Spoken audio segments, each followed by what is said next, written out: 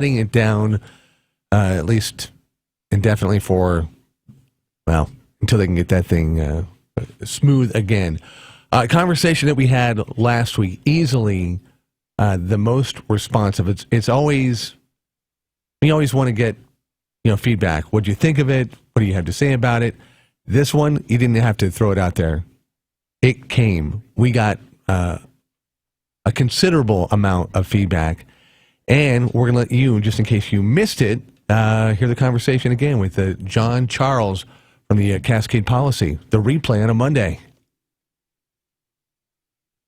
By the way, a little bit of fog and 40 degrees. Take two. Well, no doubt about it. It has been a whirlwind of activity in Salem as bills are getting shoved through at night. Hearings are held at the spur of the moment, and this short legislative session has become, well, shall we just say, abnormally active. To talk a little bit about it this morning is John Charles. He is the president and CEO of Cascade Policy Institute. Deals a lot with his specific interest. Deals a lot with transportation, energy issues, and for a while, my understanding is, John, you also were kind of an environmental lobbyist of sorts. Well, actually, I moved here in 1980. Yeah. When I was hired to run the Oregon Environmental Council, which is certainly one of the leading environmental lobby groups in the state, and I ran OEC from 1980 through 1996. I lobbied in every session of the legislature during those years. So, yeah, I've worked basically half my career in what you would say is the mainstream environmental field, and half my career working for a free market research center here at Cascade Policy Institute in Portland. Okay. Not exactly your normal career path. No, actually, kind of an odd, and if we had more time, we'd get into it, but I want to get into the topic at hand. Right. Let's talk a little bit about this green energy bill that was, I'm just going to say it was shoved through the legislature. I mean, Can we get past this premise that there's anything particularly democratic about the process that we're going through in Salem right now? It was pretty much just rammed through, right? Yes.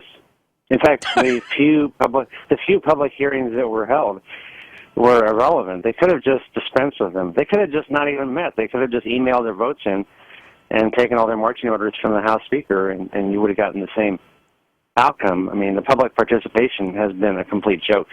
All right, this is arguably one of the more, if not the most, significant piece of energy legislation to happen in decades here in the state. And it is the expectation of many people, you included, that it is going to cost Oregonians, in terms of their energy bills, a significant amount of money, more than they would be paying were the bill never passed, correct?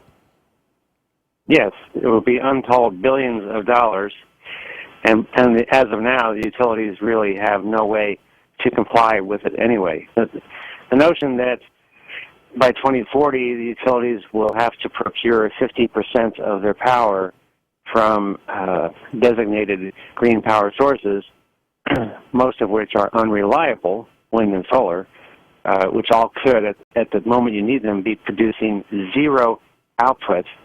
That is a very, very expensive and probably impossible standard to meet. All right, so let's just take and I'm just going to throw a name out there. Let's just take Pacific Power. And let's say that Pacific Power cannot meet this lofty goal of 50% energy production from renewable energy resources. What's going to happen to them? What does the bill say? Okay, this is going to be the ramifications if you don't do this by 2040. Well, there are three basically escape hatches in the bill. One is that if in trying to do it, it becomes too expensive, which will be defined in the law as in any given year, the cost is more than 3% of the total revenue for the utility in the state. then you can stop complying.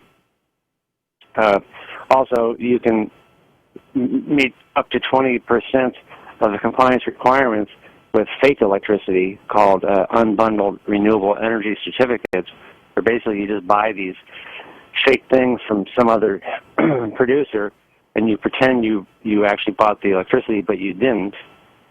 And then if in doing that you threaten the reliability of the grid, that is, the grid has to have exact equilibrium of electrons. Supply and demand have to be equal at all times. Right.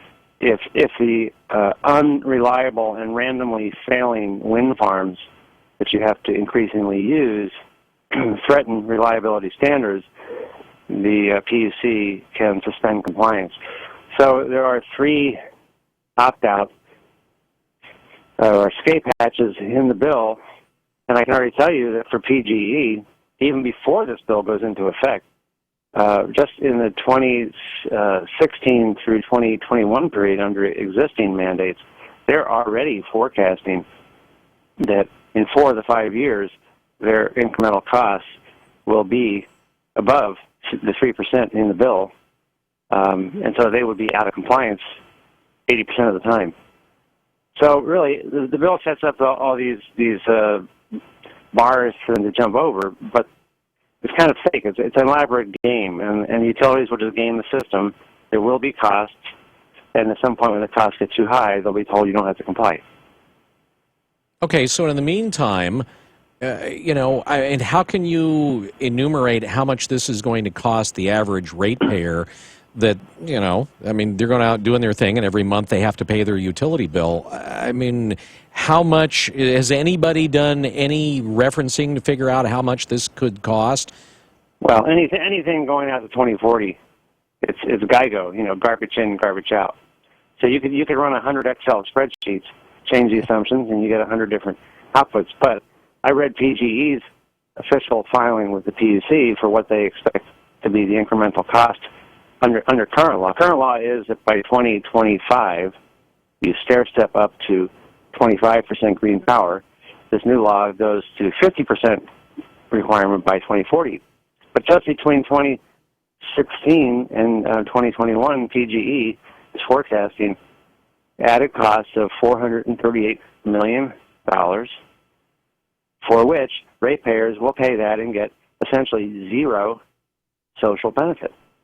That's just a down payment. That's a tiny little cost. When you get out to 2030, 2035, 2040, it's billions, and no one can really tell you what that will be. But this is, for consumers, this is all pain, no gain. All right, so the Public Utility Commission, which they are the ones that set rates, allow rates to go up and so on and so forth, and are the overseers of, supposedly, of PGE, Pacific Power, consumers, all the rest of them. What did they say during the hearings for this bill? Well, when they were finally allowed to show up, which was a couple of days ago in the Senate side, Susan Ackerman, the chair, said this is going to be expensive for consumers and ineffective in reaching the policy goal of reducing CO2. That even assumes that there are benefits to reducing carbon dioxide, which I would say that's probably not the case. But the PUC says this will be expensive and ineffective. Expensive and ineffective, and the ratepayers are on the hook for it. Yes, they are. Why is hydropower not considered to be renewable? What's the real reason for that? Well, the large main stem dams on the Columbia is what you're referring to. Mm-hmm. Certain things called lower impact hydro are considered renewable, or if you do upgrades, if you're a utility and you do an upgrade to an existing dam and you generate a little more power out of it, you can claim that.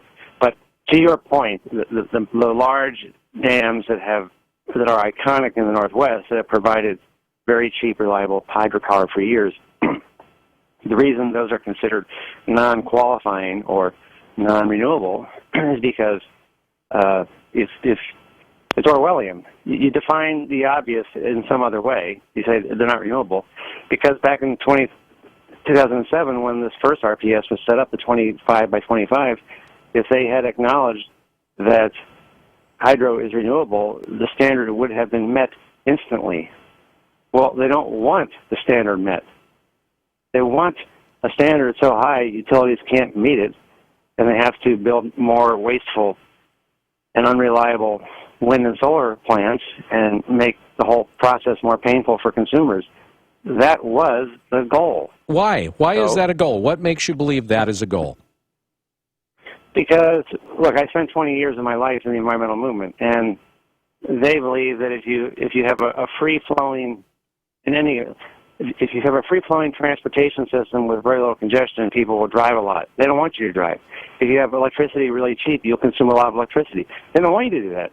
It's a very moralistic, grim view of the world. They don't want you to do these things. They object to free people doing what free people like to do, which is run their own lives. So the goal here is to set standards that are actually not able to be met and make people spend lots of money just to do that. Power begets power. This is a power play. All right, so who was behind, in the 2007 legislature, who was behind saying or creating this paradigm where a renewable resource, hydro, is not renewable? Well, in the Senate side, it was Brad Avakian, chair of the Senate committee. On the House side, it was Jackie Dingfelder, chair of the House committee. Well, Jackie Dingfelder went to work for Mayor Hales in Portland, and Brad Avakian is now labor commissioner and running for Secretary of State. And they are very unapologetic in their belief that hydro should be declared non-renewable. And what reasoning, what rationale did they give? I mean, what rationale? How do you explain away that hydro is not renewable? What rationale did they give for excluding that? Look, it's Orwellian. So pick your explanation. It doesn't really matter. They're legislators. They can define anything they want. The law is the law. They have the gavel. They ram the bills through. The governor signs it. They pretend something is what it is. They don't need to explain it. But really, my point is what I said earlier. They didn't want people to comply, so they just take the obvious off the table, and they would probably defend it by saying, well, hydro causes fish problems and fish mortality, et cetera, et cetera. Okay, but the point is, if your goal is to reduce carbon dioxide because of some fear about climate change, whatever that means, then defining dams as not renewable is absurd on its face. Well, yes, welcome to the Oregon legislature. Things are absurd on their face frequently there. That's the way it works. All right. So you've been in the legislature. When I say in the legislature, you've been at, and involved in the legislature for eons. Sorry. Too much of almost all my adult life. Yeah, your adult life. I mean, you've been there every legislative session in pretty much your adult life. What do you make of this legislative session in particular? I would say this is a new low point in my experience. To take, we've only done this 1 month or 35-day session in even numbered years. We've only done this a couple times because the ballot measure to create annual sessions passed in 2012. Yeah. It used to be odd numbered years, unlimited sessions, and then even numbered years, no sessions. So now the 35-day session is supposed to be a cleanup session. You've got to change a few words of some bill, or we need to tweak the budget. Mm-hmm. And you do a little tweak here and there, and then you go home.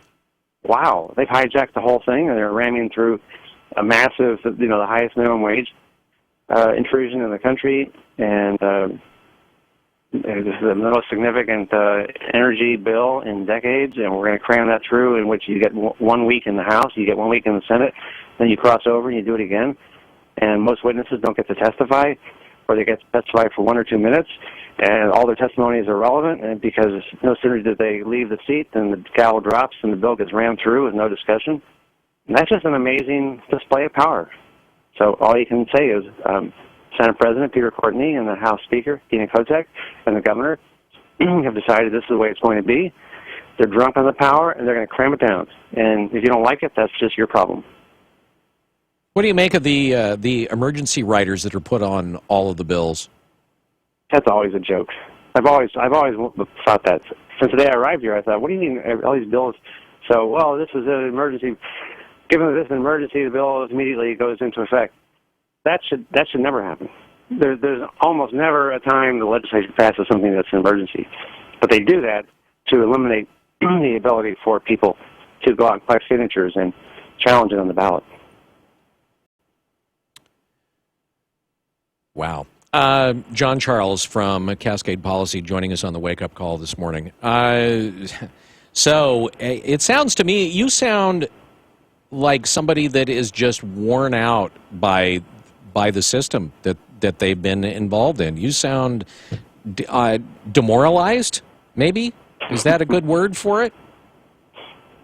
Well, I'm not really worn out. I'm very energetic, and I still get excited when they do things. Actually, one of the things they've done positively this session is to extend the deadline on of a law that allows you, if you have kids in a public school district and you want to transfer them to another public school district, and that district has open seats, and they allow you to transfer in, the district you're going to leave currently cannot veto your leaving, which used to be the case. So there was a 5-year pilot program to do that. The deadline's coming up, and the legislature is going to extend that program, which is very pro-family, pro-choice. And that has had bipartisan agreement, and I'm glad that has gone through. So I'm not really demoralized. I'm just kind of shocked, and I recognize that over a long period of time, the pendulum swings, and you see it all around the world, all through history. People get into positions of power. You know, power corrupts, and absolute power corrupts absolutely. And so right now you're in a position of the majority party feeling that they have absolute power. But it'll change. They will inevitably overreach. This session may be the beginning of the demise. And voters will impose some discipline, and things will change. So I think you just have to hunker down and get through the storm. That's my attitude now. John Charles, he is the CEO of Cascade Policy Institute. John, we appreciate you joining us on the Wake Up Call this morning to chat about the issues with the green energy bill and also just the legislative session in general. Thanks for being with us on the Wake Up Call. It's News Radio 1120 KPNW. Conversation from last weekend. As I'm sitting there replaying it in the Sixer, I'm thinking we need to have something, give away a skating party or something like that with all-you-can-eat pizza. For the purpose of?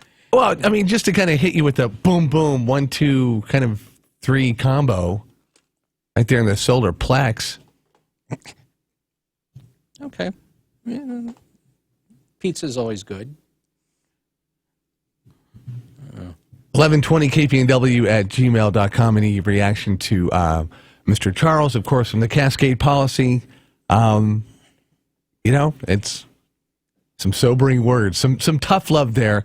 1120 KPNW. Whether it's new or recycled office furniture, Oregon's most respected office furniture dealer is Office Furniture Direct in Portland, selling furniture throughout the state. Office Furniture Direct has clients up and down I-5 and is making trips into Eugene every month and can be your source for the best price and finest installation. Save money on quality office furniture at Office Furniture Direct at ofd-pdx.com.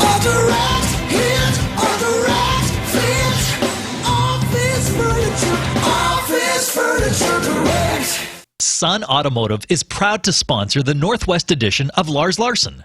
Sun Automotive, with locations in Eugene and Springfield, reminds you, stay safe on the road, keep your car well maintained, and don't text and drive. Sun Automotive. I'm Steve Sidkowski, a former Wall Street insider. Right now, I'm holding a book that could change your life. It will show you investing strategies which could help you earn the kind of money you've always dreamed about. And right now, I'm giving this book away for free. So who needs to read it? If you're in the middle of your career and you worry you'll never have enough money to retire, you need to read this book. If you're already retired and your income isn't enough, you need to read this book. And if you don't want to be selling burgers at the age of 80, well, you need to read this free book. The reality is, you'll need at least $1 million to ever fully retire. If you're behind on that goal, you really need to read Trade Like the Pros. And you can for free by calling 1-800-700-2114. Are you skeptical that it will deliver results? It's a free book, so what do you have to lose? Find out how at 1-800-700-2114. That's 1-800-700-2114. 1-800-700-2114. I wasn't prepared to be a caregiver to Mom, but a little over a year ago, we realized she couldn't take care of herself without our help. And well, how could I not be there for her? I had no idea how hard it would be, and just what I would need to know. Things I never thought of, like how to improve her mood and, even for me, ways to stay positive. Luckily, I found the Caregiving Resource Center from AARP. It had articles about the basics that got me started, but also information about the hurdles I was facing in this new role. I could even connect with experts and hear from others who'd been in my place. I know this road we're on isn't an easy one, but I'm really happy to have the extra help for her and for me. Caregiving Resource Center at aarp.org/caregiving. Articles, tips, and tools to help you both care for your loved one and care for yourself. This message is brought to you by AARP and the Ad Council.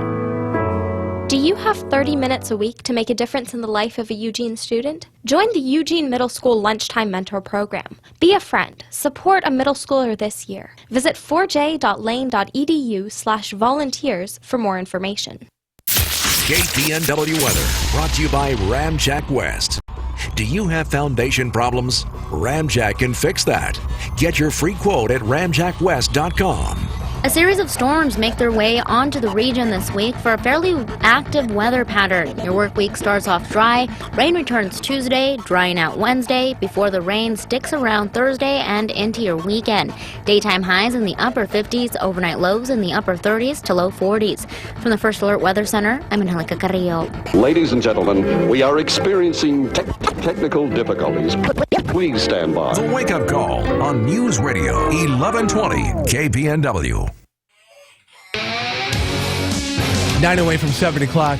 Reminder, just in case, I feel like we need to acknowledge 101 at milepost 178, 11 miles north of Florence. Got a landslide, and it is closed down. Not a lot of options. So hopefully you can get resourceful with that. And hopefully, kudos to the folks that are working tirelessly to make that a problem of the past. 40 degrees currently and cloudy. Do you have any fog coming down? Nope. None. Very clear. Very nice drive this morning. Little bit of, you could tell that it had sprinkled earlier this morning, but no, very quiet. Yeah, pretty mild. Weather-free. Last day of weather-free? Yeah, it was a weather-free drive. There was no weather to worry about. Oh, that's good. Yeah. That's a good thing. It was even kind of warm out. I had the window rolled down. You almost sound disappointed. No, not at all. Disappointed? Why? Because it was a quiet ride? No, No, the fact, I don't know. I think it's like fall when you've had that, kind of summer, and then all of a sudden, it's time to kind of throw a little cardigan on. Or maybe not a cardigan, but like a sweatshirt. Yeah, I don't do cardigans. Yeah, I was going to say. I'm not a cardigan kind of guy. So, no. Anyway. That wouldn't happen. As always, just in case maybe you're new to the show, and you're one of our, maybe you're gonna put us over at the 15 mark and give us 16 listeners. 541-485 KPNW or 888 KPNW 888 1120 KPNW at gmail.com. Did you see the email that we got? Somebody listening from Uruguay? Oh, yeah. Yeah, I sent him sent him an email. He lives down there. Matter of fact, he is the guy that in our last radio auction, or maybe the one before the last one, I think, it was a couple ago, that bought the motorcycle. Because because of just the way things are down in Uruguay, most people have little 250s, and he wanted something with a little more oomph. So he bought the 650 from Cycle Parts. Remember the one? And then had it shipped down there? Apparently, yeah. I didn't know that. Yeah. No, he's a regular. He's from Oregon, and he listens to the show because I guess it's a slice of home. So Huh. I know. It's weird. So can we call it... The thought of it, it's to me, the thought is weird that we would be considered something that somebody not at home would want to listen to get a taste of home. It's kind of... Now, why would you say that? I don't know. It just, I look at that and I go, wow, that's kind of a heady thing. It's one of those things where you go, I'm not worthy. Well, yeah. But I get thank that. you. You know? So can we say that the auction, which is coming up, as heard in Uruguay, has gone international? Mm-hmm. Yeah, Uruguay. Wow. Is it Uruguay or Uruguay? I wonder how they pronounce it down there. I don't know. Hopefully he's listening right now. We've got an expert. Right. Yeah. All right, we're going to break. Hour number 2 coming up. We're going to talk with a gubernatorial candidate.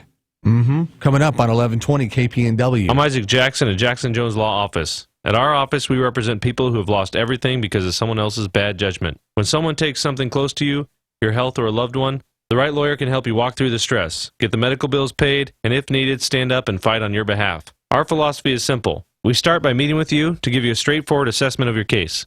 Once that's done, we'll talk about what it means to hire a lawyer, whether it makes sense to try to get a settlement without a lawsuit, or whether we think it will take a fight. Our office specializes in wrongful death cases, accidents involving drunk drivers, and victims in violent car accidents. We want to help you move on, but if we need to, we will stand up and we'll fight for you. Call me, Isaac Jackson, at 541-556-9797. Let's have a conversation. At Jackson Jones Law, we understand that everything can change in a second. If that's you, let us help you walk through this difficult time. Again, call me, Isaac Jackson, at 541-556-9797 at Jackson Jones Law. The KPNW Children's Miracle Network Radiothon is just days away, where we raise money for the local CMN hospital, Sacred Heart at Riverbend. It's March 10th and 11th, and KPNW is going to be broadcasting live both days from 6 to 9, taking donations to help treat the babies right here locally. Listen and help out however you can. All the money stays local. This year's sponsors are On Point, Oregon Community, Pacific Cascade, and Selco Credit Unions, along with Keezy Enterprises, and of course, KPNW. March 10th and 11th, live on the Wake Up Call from 6 to 9. The refunds are coming! The refunds are coming! Get the most out of your refund! Come see Uncle Brad at Brad's Cartoons. Tune up your sound system. Decks, speakers, amplifiers, subwoofers. Add security and a backup cam. Great products, prices, and people. The absolute best place for car audio is Brad's Cartoons. 7th and Blair. Stay tuned. I'm Gary Conley with today's Money Minute. Denial and magical thinking are powerful human coping devices for responding to helplessness and fear. A lot of people lean heavily on both when thinking about retirement, which they seldom do in any depth. According to Teresa Ghilarducci, an economics professor who studies such things, about half the people in the middle class now approaching retirement are going to be poor when they get there. 75% have less than $30,000 in their retirement accounts, when they'd need 30 to 40 times that amount to maintain their standard of living. Here's the nugget. A good rule of thumb is that you need savings of about 20 times your last annual earnings to maintain your lifestyle in retirement. That means if you earn $50,000 a year, you need $1 million. Maybe a bit less if your house is paid for, so many people in their 50s and beyond simply don't have a chance. Some think they'll just keep working, but health problems or having a job disappear out from under them will make that impossible for many. That leaves Social Security, which was designed to replace just 40% of your income, not the 70% you need to stay afloat. So a lot of baby boomers are headed for poverty, whether they choose to recognize and prepare for it or not. I'm Gary Conley, and that's today's Money Minute. In the past 50 years, we've made a lot of progress in smoking prevention. But if we don't do more, 1 out of every 13 children alive today will die early from smoking. That's 5.6 million precious lives we can save. Together, we can make the next generation tobacco-free. The Wake Up Call on News Radio 1120 KPNW. You wanted to be a teacher when you were little, but you grew up and things changed. Well, it's time to put it back on your list. Innovative things are happening in teaching today, and you can be a part of it.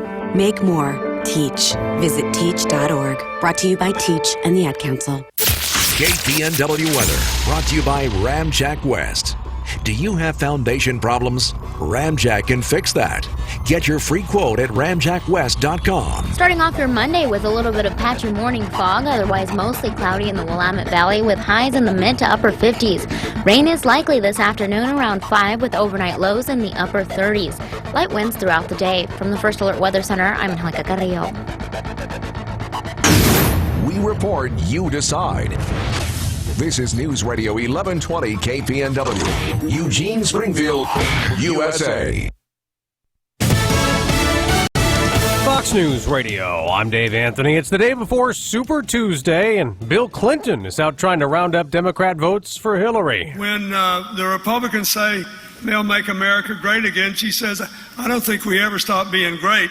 We need to... That's in Texas, one of 11 states with delegates up for grabs tomorrow. More Republicans appear ready to vote for Donald Trump in a new nationwide poll out this morning. Fox's Eben Brown's following that race live. Dave, the CNN poll shows 49% of Republicans are willing to vote for Donald Trump. That number comes as Trump picks up key conservative leader endorsements like Alabama Senator Jeff Sessions. You have asked for 30 years, and politicians have promised for 30 years to fix illegal immigration.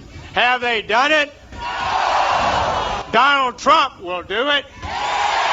And second place in that poll with 16% is Florida Senator Marco Rubio, with whom Trump has been feuding. Ted Cruz is third with 15%, Dave. Eben, an Army staff sergeant who works at the Pentagon, is due in court today. Ronald Hamilton charged with murdering a police officer. To the divine and holy one that is in our life, we come to you now as one people with a broken heart. It was at a vigil last night for Officer Ashley Gwendon, murdered in her first shift after being sworn in Prince William County the day before. 2 other cops were wounded responding to a domestic dispute. Hamilton is also accused of murdering his wife. The head of the UN says a ceasefire is holding for the most part in Syria as dozens of aid trucks carrying blankets, soap, and diapers arrived in war-torn areas around Damascus. Early ratings just out give the Oscars an 8-year low in viewership, down 6% from last year on ABC. Let us not take this planet for granted.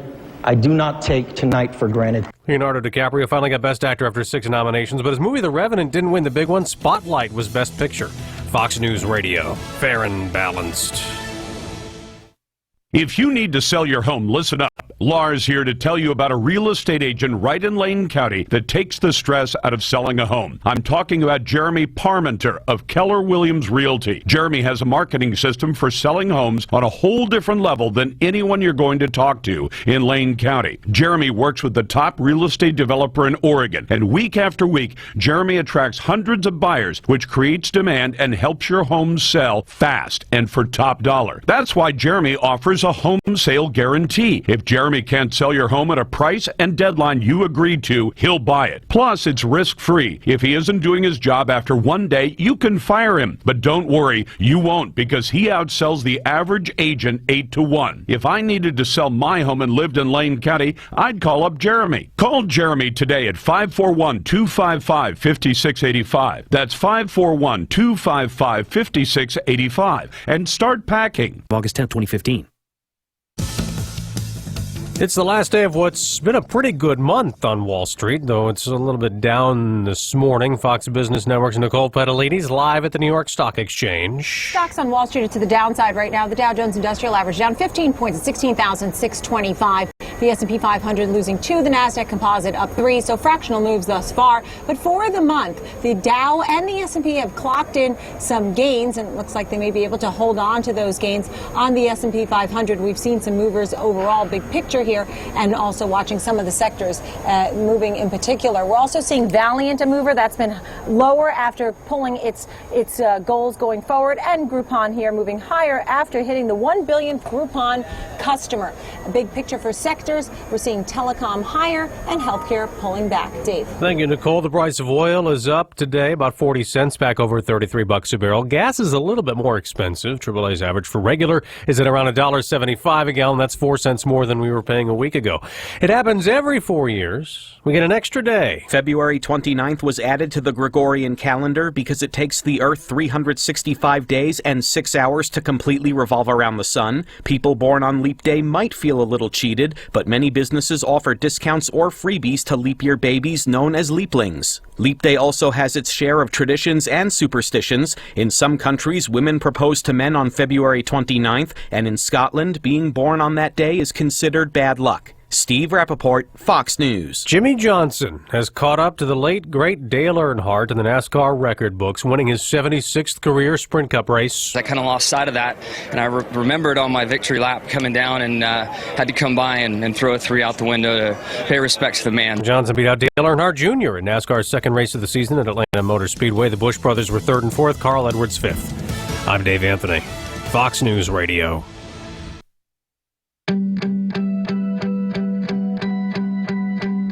News Radio 1120 KPNW. A little bit of cloud cover, well, a lot of cloud cover out there. It's supposed to kind of burn off to some afternoon showers, and 58 for the top temp. 70% chance of showers tonight, and stormy tomorrow. Breezy with wet conditions tomorrow. Currently 40 degrees. 1120 KPNW. Going to hear about it in the news, but just a reminder, 101 at milepost 178. Got that landslide pretty much affecting both directions. It is shut down. No go. Thank you, Matt Carney from South Eugene fame. Currently 40 degrees. And by the way, want to say if you are maybe not the snowboard aficionado or the snow bike aficionado, because as we were sitting there having lunch, looking out the lodge there at Hoodoo, I forget, and then you see them coming down with their little snow bikes. Have you ever seen these? Like you stand on it, and you're not attached to it per se, and you're holding. Are those sort of it's like a little snow bike? Are those sort of like the downhill devices that they have for folks that similar have lost an appendage? Yeah. Oh, really? So you can rent did you try one out? I did not try one out. We were consumed by the Audubon inner tube track, which is so fun. And the great thing about it is that you see everything between like a 5-6-year-old, out there playing in the snow, to a 25, 30-year-old extreme, they're doing their little race thing, and it's awesome. It is a good time, and it was a little stormy, some of the kind of hard, icy rain, but overall, man, it was a great day. Sid just had an awesome day on the Audubon, so can't recommend that any more than I'm doing right now. Coming up, Bud Pierce, if you have a question for the gubernatorial candidate, 1120kpnw@gmail.com might be the best way to get that in there. That's coming up with the wake-up call, live and local with news, too. Yeah, we'll have these stories coming up. Of course, we've got issues out on Highway 101 a little north of Florence. We'll follow up on that story. Your legislature has been in action. We'll tell you what they're working on, trying to get passed, or, if you will, crammed down. We'll also check with Oregon's health authority. They've got another warning about the Zika virus. This time, a woman in Oregon has picked up the disease through sexual contact. Those stories and more. Brought to you by Burrito Amigos, the friendly ones, live and local here on News Radio 1120 KPNW, where it's 7:08. Hi, this is Bill Lennon of the Wake Up Call. Ever noticed some of the things that many restaurants call breakfast burritos? Chewy meat and tater tots wrapped in a tortilla are not a burrito.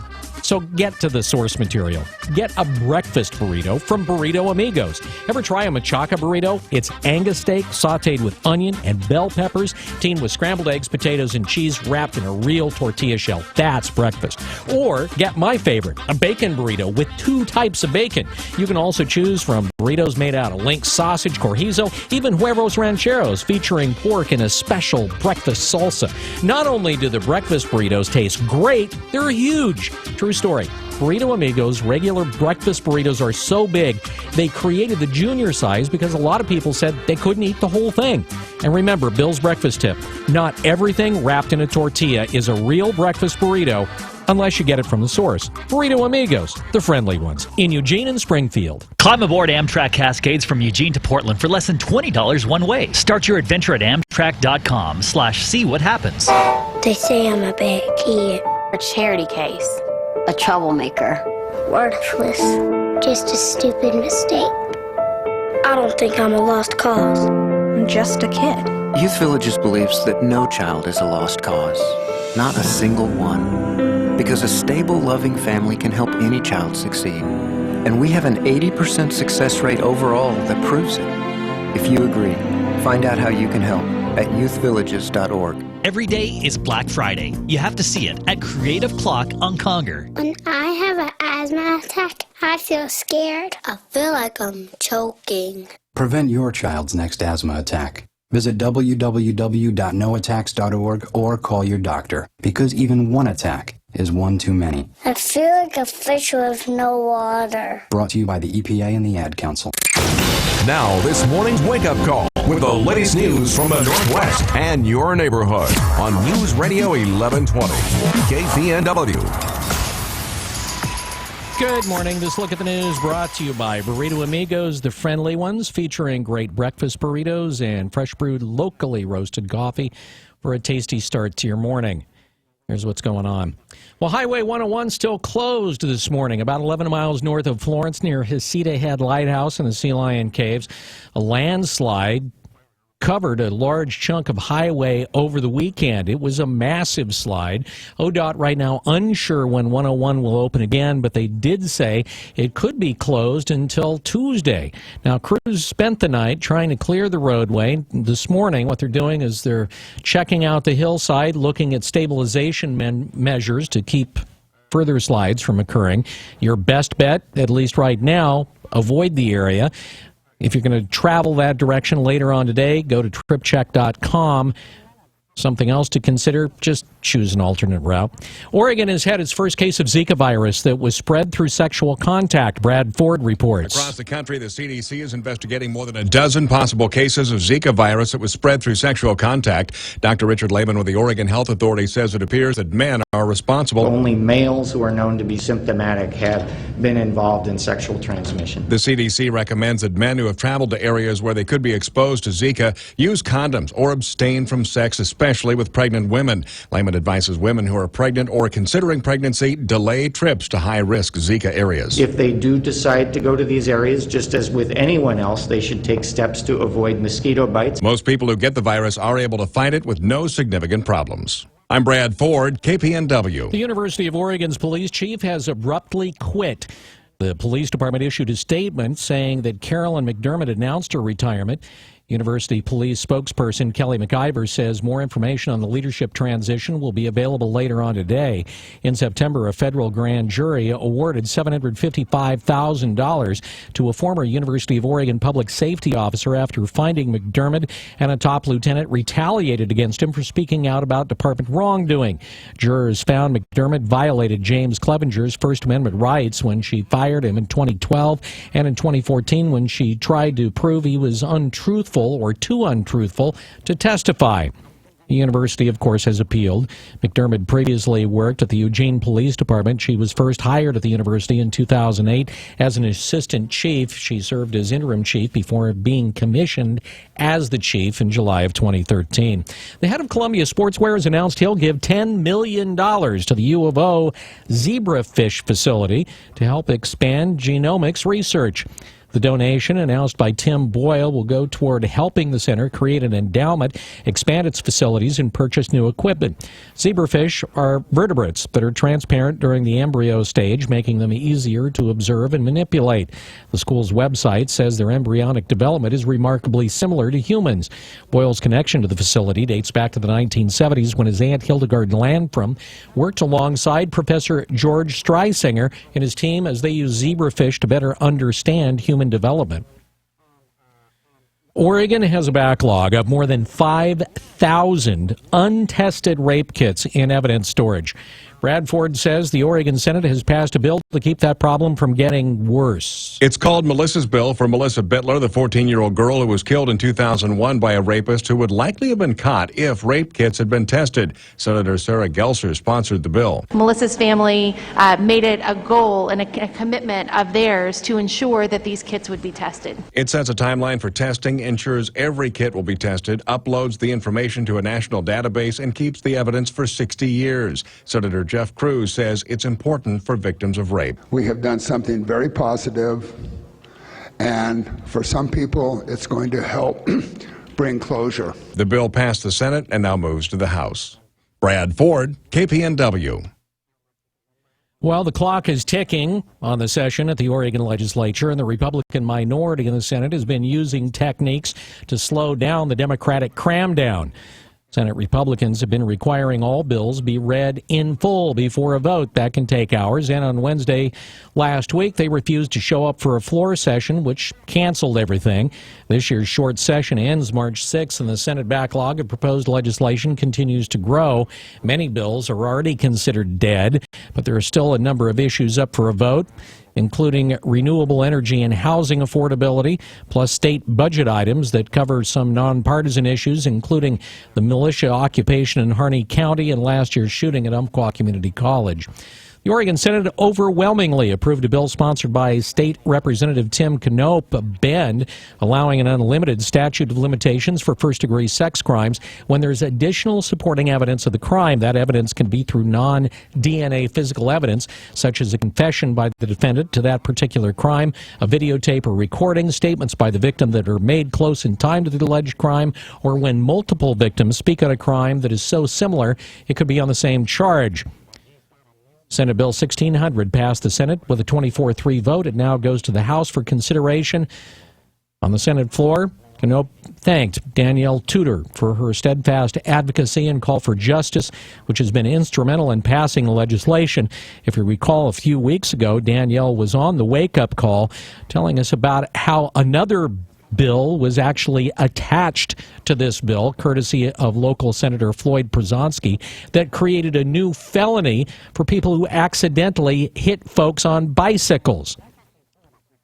That rider was separated from Senate Bill 1600 before it passed. The Oregon Senate passed a bill giving cities and counties more tools to address the current housing crisis.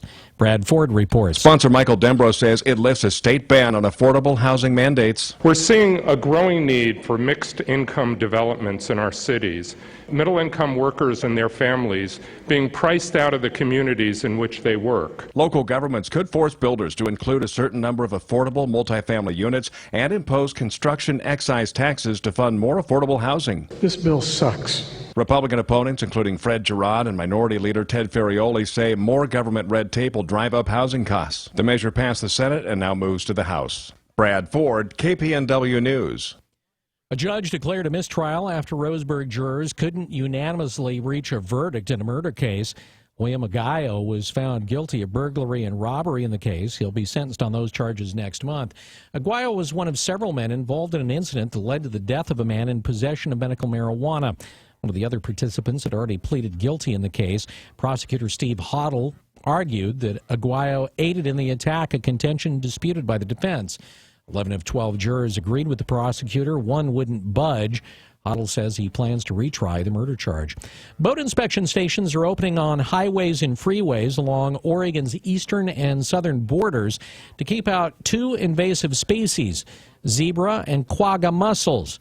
They aren't native, and if they're brought into the state waterways, they grow out of control. Rick Boatner, the ironically named invasive species coordinator for the state, says all boaters are required to stop. If you bypass the check station and the police officer there, it's a $110 fine.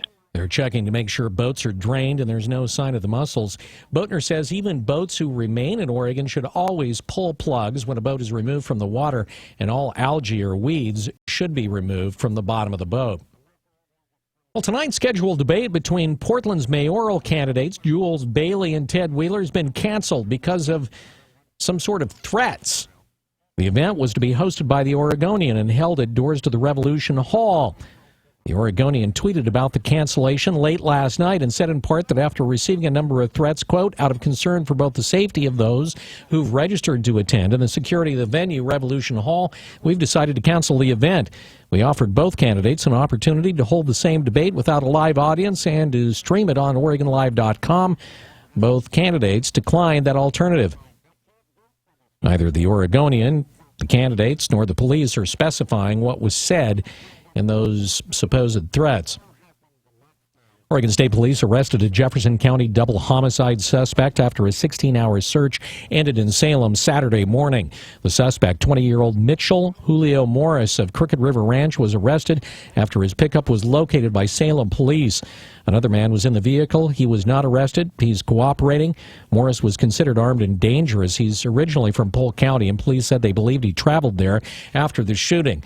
The shooting was reported Friday at Crooked River Ranch. A person who heard gunshots told police they saw a vehicle leave the area. Troopers and deputies found the bodies of a young man, later identified as 18-year-old Bailey Southwick, and a woman, 21-year-old Mackenzie Lyman, when they arrived. Southwick and Lyman resided at the location of the shooting along with Morris, according to police. Well, Tillamook Creamery had a commercial running during the Academy Awards last night. Brad Ford says they want to set themselves apart from the big producers. Hey, Big Food. We've had some good times. The commercial is taking on the huge nationwide companies that make products like Cheese Whiz, Jell-O, and Chocolate Bunnies. Because of the commercial, they get blown up. The commercial features the local care that is put into Tillamook's products. Hello, farmers. Hello, Co-op. Hello, Integrity. Hello, Molly. The theme of the commercial is that family farmers make their products better. We found something real. Tillamook. Brad Ford, News Radio 1120, KPNW. Brad said Cheese Whiz. Sweet, tasty, aerosol, propelled cheese. It's 7:21. This look at the news brought to you by Burrito Amigos, the friendly ones. You're up to date from KPNW. Wake Up Call Sports on News Radio 1120 KPNW. The number 13 Oregon Duck men's basketball team continue to get it done, beating Washington 86-73, keeping their streak alive at home, winning their 25th consecutive game in the confines of Matthew Knight Arena. Ducks 18-0 at home this season. In his last home game in Eugene, Elgin Cook tied a career-high 26 points. Now the Ducks need only a game from this weekend's tour of Southern California, USC, and UCLA to clinch at least a share of the Pac-12 regular season title. Senior night, by the way, honored Dylan Ennis, but did not acknowledge Chris Boucher. Both have filed NC2A appeals to play another season. Senior night in Corvallis, Gary Payton II honored his dad wearing his daddy's number and then helping to pin a 69-49 win on Washington State. In Berkeley, OSU, the women, they popped Cal 54-44. The win gave the Beavers at least a share of the Pac-12 regular season crown. Ruth Hamblin had a career-high 19 rebounds for the victors. Horrific news for the Duck women. Jillian Aline and her incredible career done. After busting her ACL in practice, she ended up second in NC2A history with 92 career double-doubles. Elsewhere in the stat line, third in rebounds with 1,712 in 120 games. She scored 2,151 points, second on the U of O all-time list, 10th in Pac-12 history. Damian Lillard and the Portland Trailblazers won both of their games over the weekend. The game of the weekend, though, in the NBA in Oklahoma, Steph Curry drilled a long-range three with under a second left in overtime to give the Warriors a spectacular 121-118 game comeback win. Steph had another one of those nights, strapping for 46, 53-5. First team to clinch a playoff berth in February are those Golden State Warriors. And the OSU wrestling team won their 5th consecutive Pac-12 title in Tempe over the weekend. Congratulations to the Beavers. And Marco Rubio cannot make fun of former Duck DeForest Buckner. His hands tied an NFL combine record 11 3/4 inches. Wake Up Call Sports on KPNW, brought to you by Max Muscle, the authority on sports nutrition since 1991, located across the market from Market of Choice on Franklin Boulevard. News time, 7:23. KPNW weather brought to you by Ramjack West. Do you have foundation problems? Ramjack can fix that. Get your free quote at ramjackwest.com. A series of storms make their way onto the region this week for a fairly active weather pattern. Your work week starts off dry. Rain returns Tuesday, drying out Wednesday before the rain sticks around Thursday and into your weekend. Daytime highs in the upper 50s, overnight lows in the upper 30s to low 40s. From the First Alert Weather Center, I'm Angelica Carrillo. Hi, everybody. This is Don Essig with today's Motivational Minute, brought to you by Builders Electric, providing smart electrical service since 1960. Have you ever noticed how many people are so busy trying to do so many things they never really accomplish anything well? A very perspective but unfortunately anonymous person once said, "If you chase two rabbits, both will escape." Think about that for a minute and then ask yourself how you're doing on your focus point, your purpose, and your life's direction right now. The reason for positive list making is to help you gain that purpose or direction in life using your time in a most productive way. At least that way, you have a chance to catch one rabbit. This is Don Essig with today's Motivational Minute. I'll be back tomorrow. Until then, have a positive day. Today's Motivational Minute was sponsored by Builders Electric, voted the Register Guard's 2015 Reader's Choice #1 electrical contractor, providing positive service for over 55 years. That's Builders Electric, CCB 4296. This winter, we received more rainfall than in the past 75 years. Severe weather could cause damage to your home's foundation. Ramjack can fix that.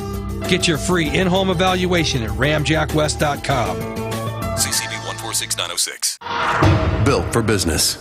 When you run a small business, your day doesn't end at 5. It ends when the job is done. Manage inventory, process orders, pay bills, check your website. Every day, the to-do list gets longer and longer. Comcast Business understands that. That's why they offer the no-glitch switch. It's the quick, easy way to improve your business's internet. Installation takes about an hour, and if they're not on time, you get a $20 credit. They offer appointments at night or on weekends, so it won't interfere with your business. And if you're not 100% satisfied, you have 30 days to get your money back. You don't have to put up with slow downloads or emails that won't send. Just remember the no-glitch switch from Comcast Business and cross Switch to Better Internet off your to-do list. Make the no-glitch switch. Call 800-501-6000 or visit ComcastBusiness.com. Comcast Business. Built for business.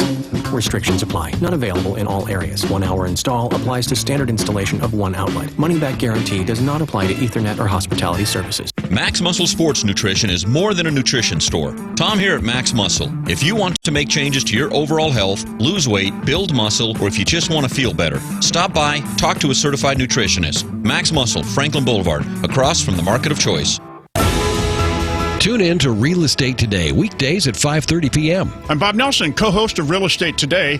Kurt Large and Evergreen Roofing is my go-to company if I need to understand a roofing system, how to maintain the roof, should it be replaced, and if it is to be replaced, what should be done.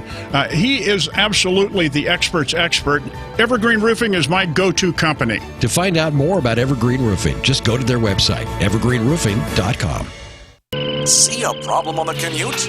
Be an official KPNW Wake Up Call Road Ranger today. Call 541-344-2424 and report it. Dakota Ring and Road Ranger Cape and Sombrero sold separately. The Road Ranger Network, exclusively on 1120 KPNW. News Radio 1120 KPNW. Joining us this morning, he is a candidate for governor. He is also a medical practitioner.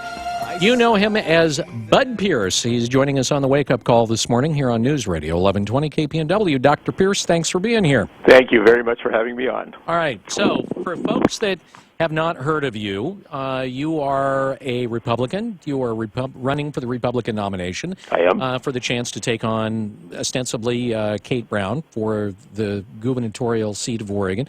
For folks that don't know, what kind of medical doctor are you? So I'm a medical oncologist, probably best known as a chemo doctor. Okay.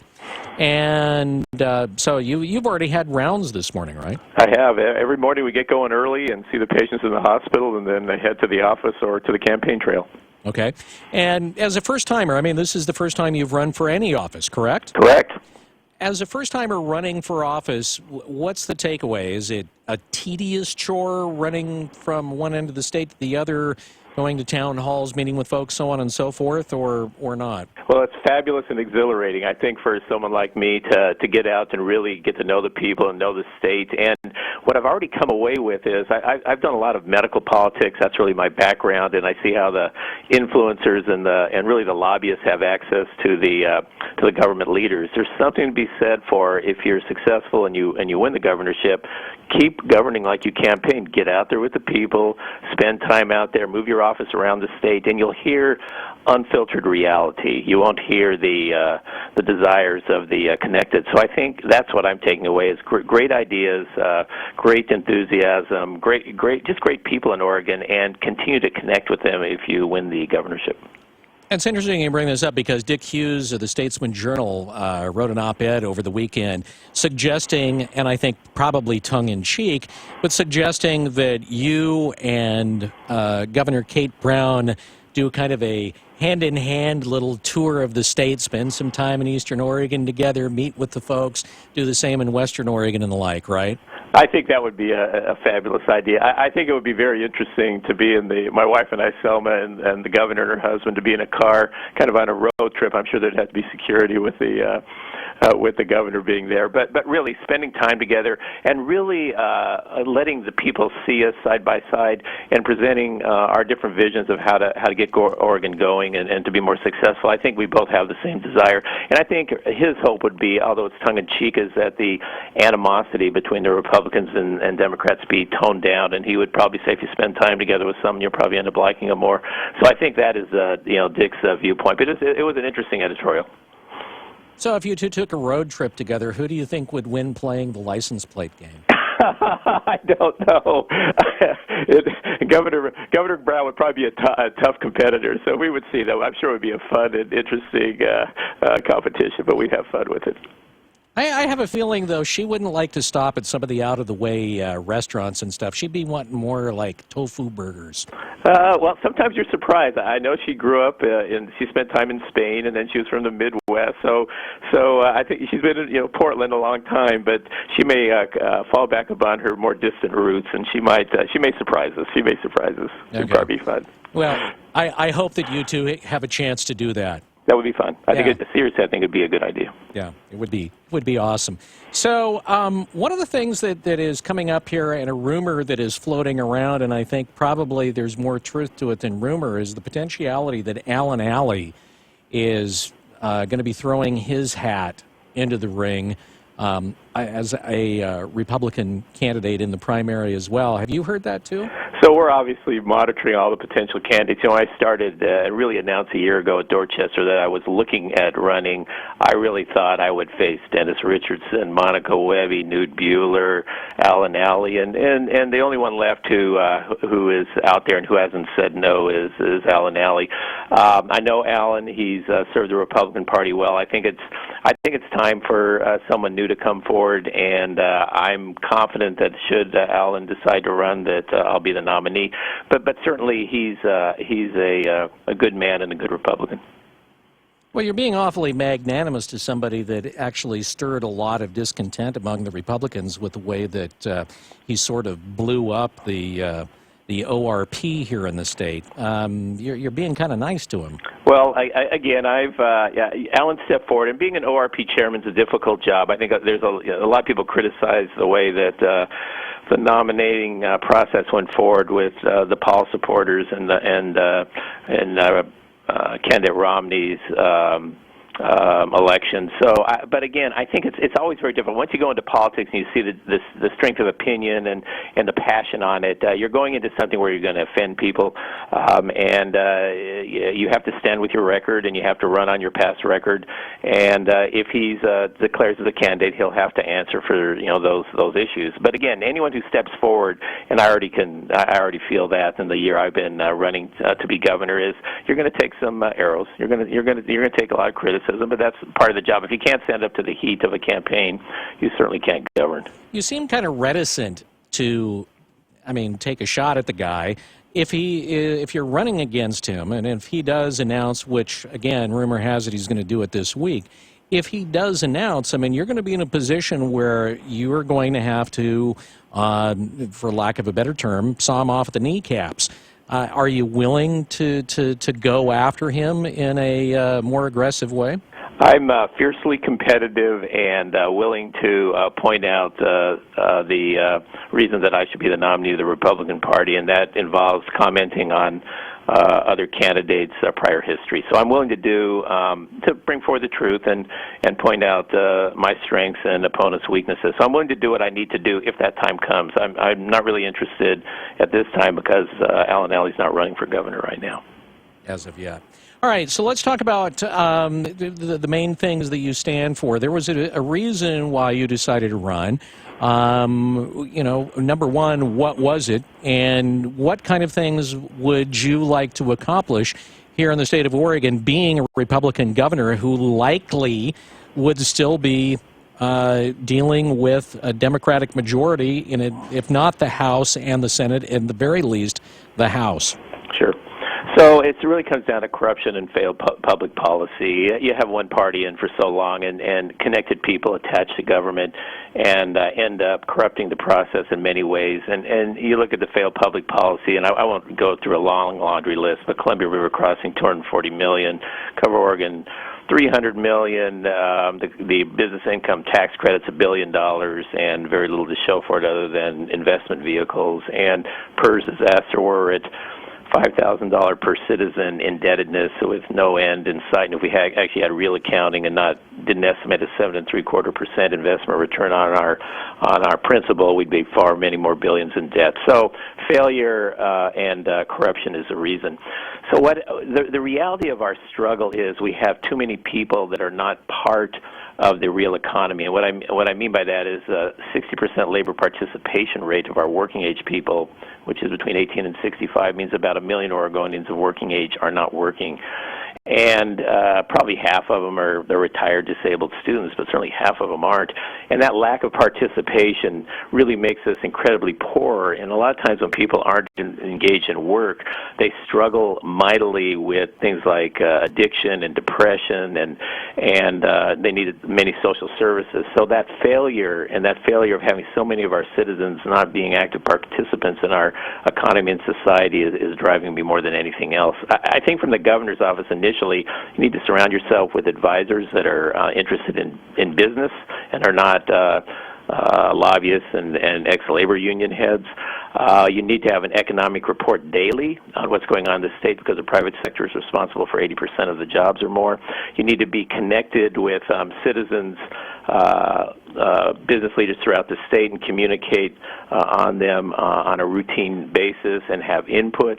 You need to change the nature of agencies. And I was out at Rainier over the weekend and speaking to the mayor, and we were looking at the sea lions for a great story about the sea lions eating the fish, and that was what the news got interested in. But he commented that there was a minor road widening and a sidewalk and a pedestrian safety project run by ODOT that took 12 years to complete in his town. It's a small project, and the cost of that. And they have a reservoir above the city that has been inactive for about 100 years, and they're afraid the water in the Columbia will become contaminated, so they want to pump this to get dredge the silt out and fill that with water stymied by state governments. And you see it all along the way. Our government has put itself into all manner of activity in both in the small city and public sector and in the private sector, and they're killing us. And so government agencies need to function at a much higher level, and they really need a dual mandate. And that mandate is, yes, you have to regulate, but what you regulate needs to be successful. So if you're regulating housing, yes, necessary housing regulations, but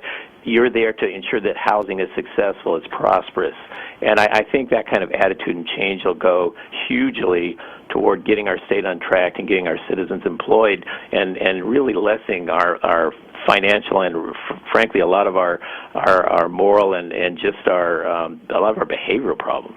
Okay, you covered a lot of ground there, by the way. Bud Pierce joining us on the Wake Up Call.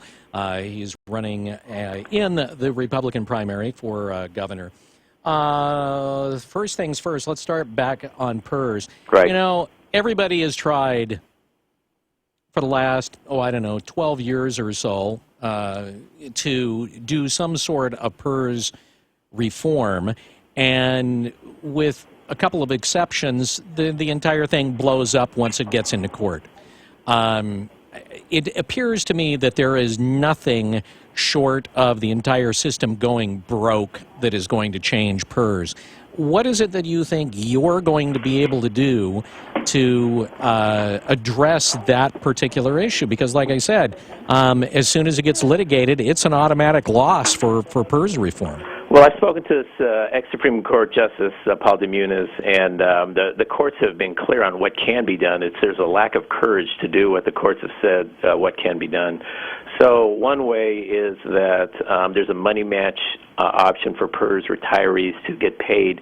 And the simple way to think about it is if you have $1 million in your PERS account, the state will match it with $1 million and buy you an annuity. Now, the problem with the program is they don't use market rates. Market rates of an annuity are probably 3% or so, and they commonly give 6, 7, 8% because they want to be generous. It's not a real annuity. It's paid by the state. The Supreme Court has said in their previous decisions that you can do that. And the other thing that can be done is that public employees can contribute to the PERS system directly to stabilize it and to fund it.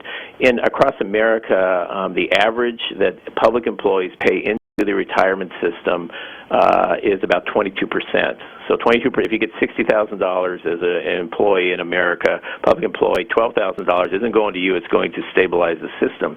And Oregon, in a lot of places, 0%. And the court specifically commented on the 6% set-aside funds, or these kind of like IRA funds that are addition to the PERS system that were put in place in the early 2000s, and all are part of that 6% to go into stabilize the system.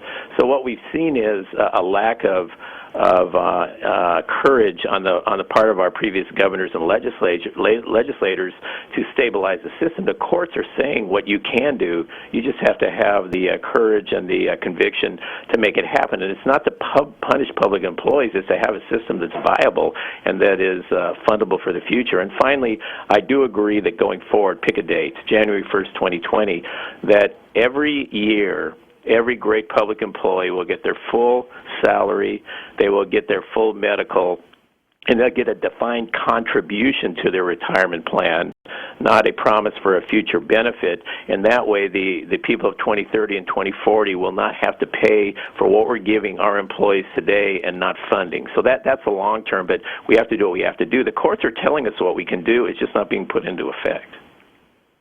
Has to be done.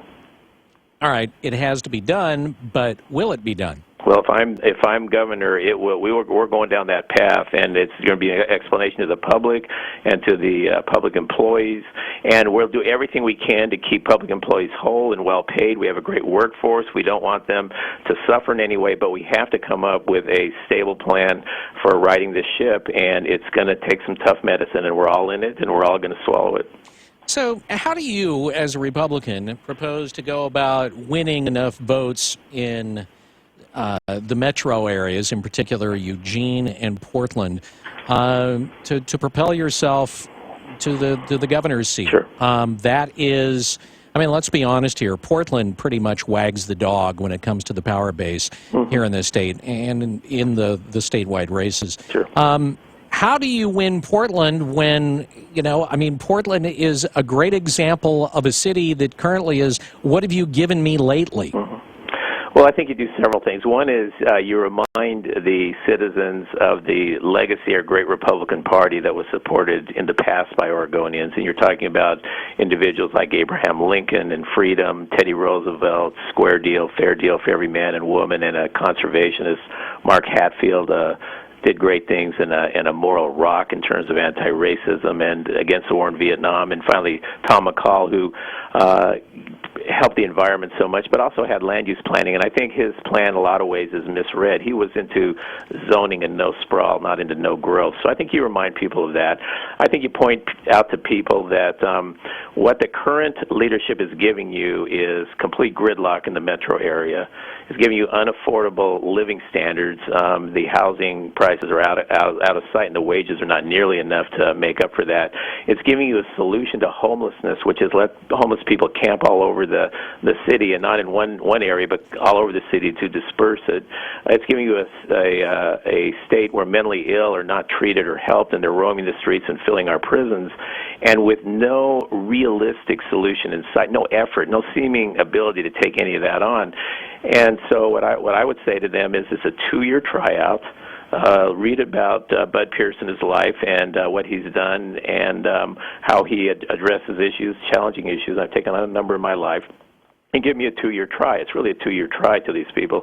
And if they really don't like what they voted for, the 2018 is coming up really quickly. But I believe they'll be very, very pleasantly surprised with the results of my leadership. And finally, culturally, Portland is a comfortable place for me. I live in Salem. I have my family here, my house here. But we have a condominium in Northwest Portland. I teach up at OH here at SU. I have for 20 years. I'm on their cancer committee. My wife's on the OHSU Foundation and the Oregon Community Foundation boards, and we're loyal Trailblazer fans for what it's worth. So that isn't a big. Oh well, that's going to do it right there. Yeah, Your next governor. Yeah, that's not that hard to reach for. So I love Voodoo Donuts, and I love Eastern Oregon. So I go to many places. I'm very comfortable and happy to listen to the people and make people's lives better. Yeah, right there. You got a snip for a 30-second spot. He likes Voodoo Donuts and the Trailblazers. Vote Bud Pierce. Yeah, I'd say give Bud a try. This Bud a try, but we probably shouldn't go there. Yeah, probably not. How do you feel about the divide amongst rural and this is one of the reasons that I asked the previous question. There is a divide between rural and urban Oregon, a huge one, and inevitably rural loses. Right. What do you do to change that, particularly when we start talking about issues of land use, for instance, Eastern Oregon and the rangelands there, or in Western Oregon dealing with forested timberland? Right. Well, there's only one Oregon. Interesting, when you go out to Eastern Oregon, they talk about lack of jobs, lack of income, unaffordable housing, homelessness. So it's the same issues on a smaller scale. Look to unite winning projects together. Really want to incentivize Nike, Intel to move and operations into the eastern part of the state and come together around that. I think that's just a gigantic and a huge win for us. I think this is a time that timber can take off and unite the state. You look at something like cross-laminate timber, which can be used to build a 5-story building, a 10 or 11-story buildings going up in the Pearl. We can build 30 to 50-story buildings, at least by design at this point. And wood is carbon absorbing, it's environmentally sound, and it's sustainable and renewable. And when you create these giant concrete and steel buildings, that's one of the leading sources of CO2 production and environmental degradation. So what we can do at this point is work hard on timber. Timbers are a great natural asset to us. And can you imagine if we had a $500 million timber research center at Oregon State University doing basic and translational research in timber, new uses, new products, value-added products that Oregon can sell that are better than the world's products and get a higher rate of return. It can propel us just to great wealth and prosperity again. And the land issue, finally, we're going to have to take that on in a real way. If you look at the Bureau of Land Management map in the United States, you look at the Rocky Mountains and Rocky Mountains West, those states are heavily owned the land by federal government, mismanaged by federal government.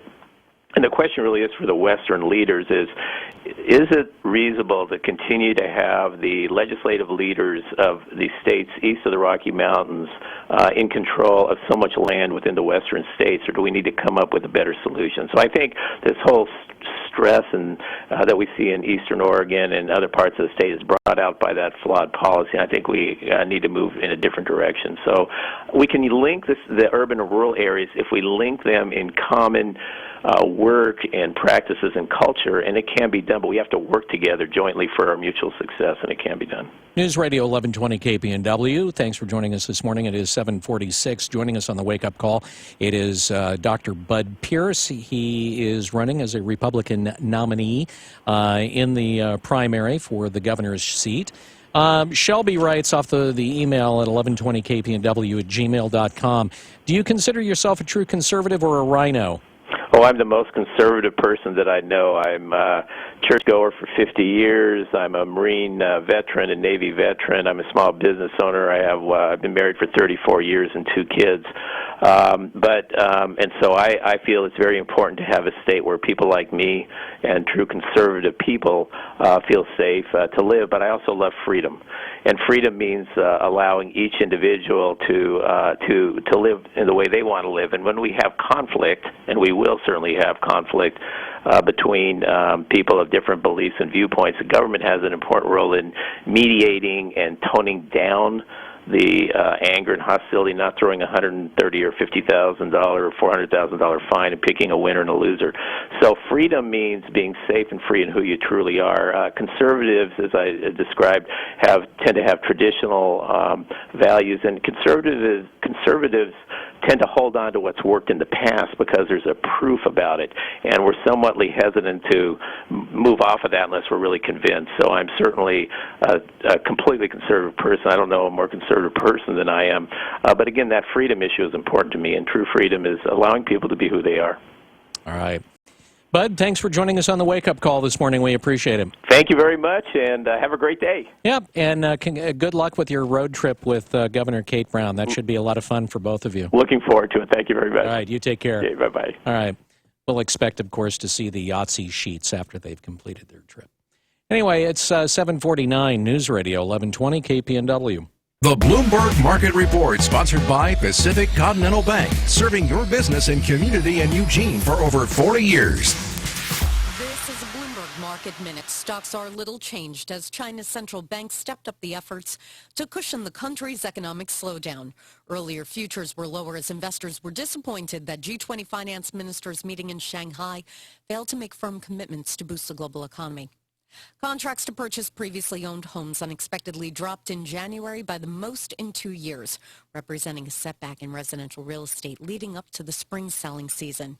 Pending home sales fell 2.5%, the biggest drop since December 2013.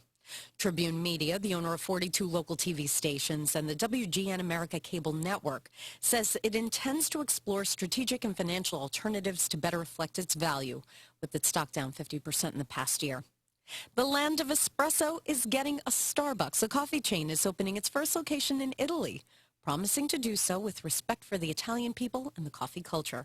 Starbucks will open in Milan early next year. Courtney Donahoe, Bloomberg Radio. Pacific Continental Bank is proud to call the Eugene-Springfield area home for more than 40 years. As your local banker, partner, and neighbor, we are committed to the health and sustainability of your business and our community. We know it takes more than a loan or deposit to help you succeed. It takes people who know you, your business, and your community. Who says we can't be more than a bank? Pacific Continental Bank, the right bank. Learn more at therightbank.com. Member FDIC. Hello, I'm Andrew Bizantz, the music director of Eugene Opera. In 1879, Peter Ilyich Tchaikovsky premiered his operatic retelling of Alexander Pushkin's groundbreaking novel Eugene Onegin, and the opera has remained immensely popular ever since. In fact, many consider it to be Tchaikovsky's greatest masterpiece. Eugene Opera's production features a stellar cast of international artists. Russian baritone Anton Belov makes his Eugene Opera debut as the elegant but dispassionate Onegin, and soprano Jill Gardner returns to Eugene to portray the naive Tatiana.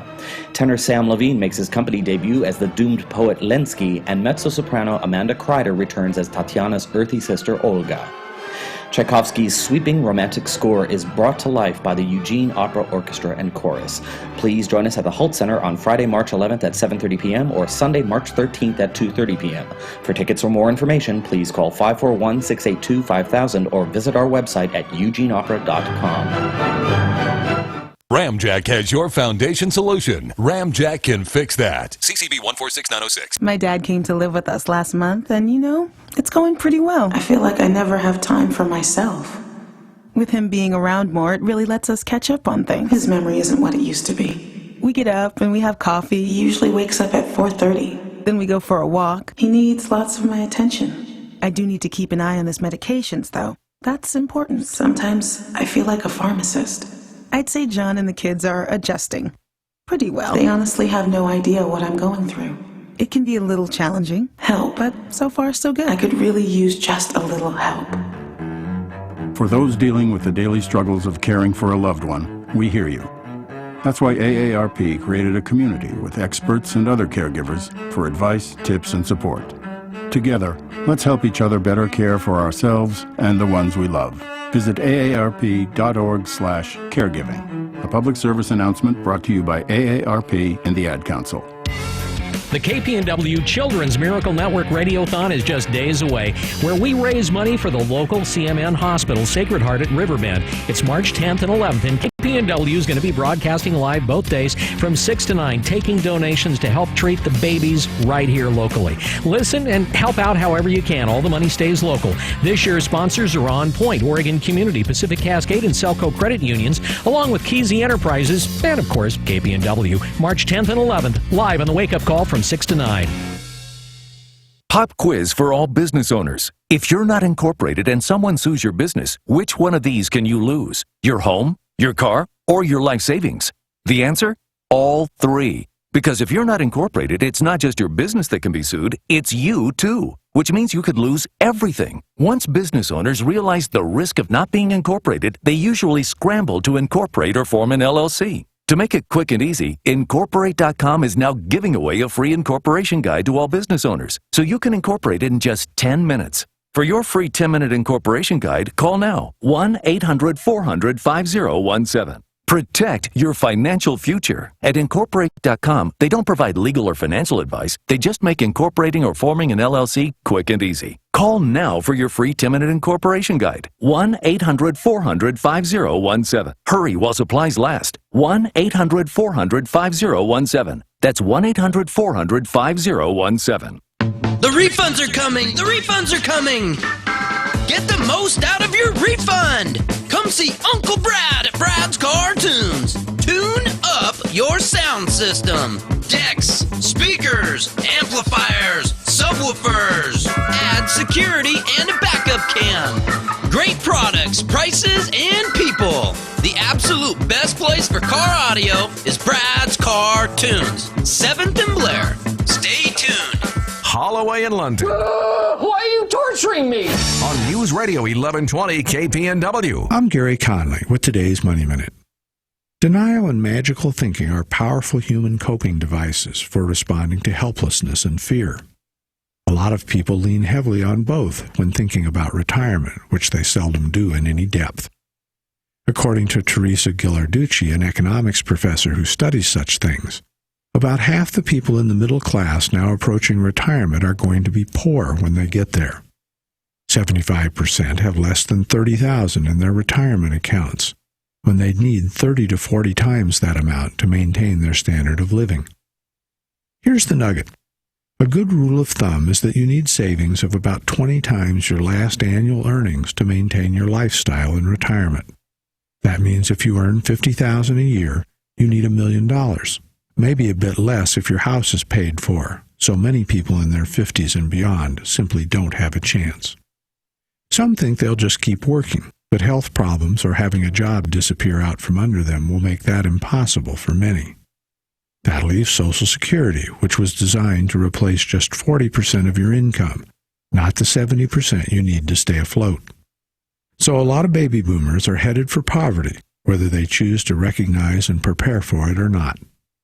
I'm Gary Conley, and that's today's Money Minute. Having trouble with those last few pounds? Or maybe you just need a boost of energy. Get to Max Muscle for Emerge. The taste is awesome, there's tons of flavors, and it's buy one, get one half off during the month of March. It's only at Max Muscle, 2001 Franklin Boulevard in Eugene. The Bloomberg Market Report, sponsored by Pacific Continental Bank, serving your business and community in Eugene for over 40 years. This is a Bloomberg Market Minute. Stocks are fluctuating in February's final session. Equities, though, are poised for a monthly gain after a two-week rebound from the worst start to the year ever. Automakers reporting monthly sales tomorrow, and it could be another record year in the U.S. Ford may report a 13% increase in light vehicle sales, the biggest among the major automakers, and that's according to a Bloomberg survey. Toyota may show an 8.8% increase. That's the most among the Asian automakers.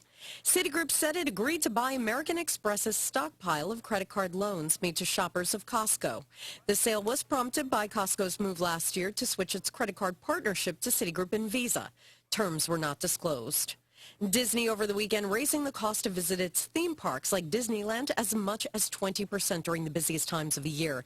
The 6 parks in the U.S. are shifting to a policy that charges visitors different prices based on anticipated demand, with weekdays during the school year much cheaper than the holidays. Courtney Donahoe, Bloomberg Radio. Let's talk about the latest shooting in an American workplace that took lives and one that would not have been stopped and wasn't stopped by laws on the books. I'm Lars Larson with the Northwest Report's commentary in just a moment.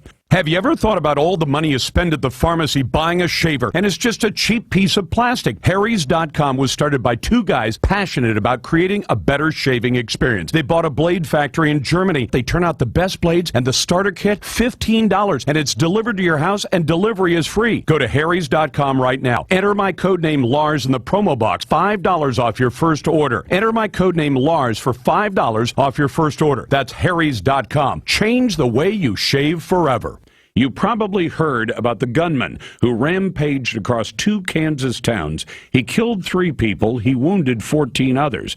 This is a man who had already been served a restraining order, and he wasn't very happy about it. The fact is, he was a convicted felon, and yet this man owned a gun, and that's significant, because he had both an assault rifle and a semi-automatic pistol, and he wasn't allowed to possess either one of them. So we already have laws on the books that would address this man. All we needed to know was that he was a convicted felon and possessed a gun.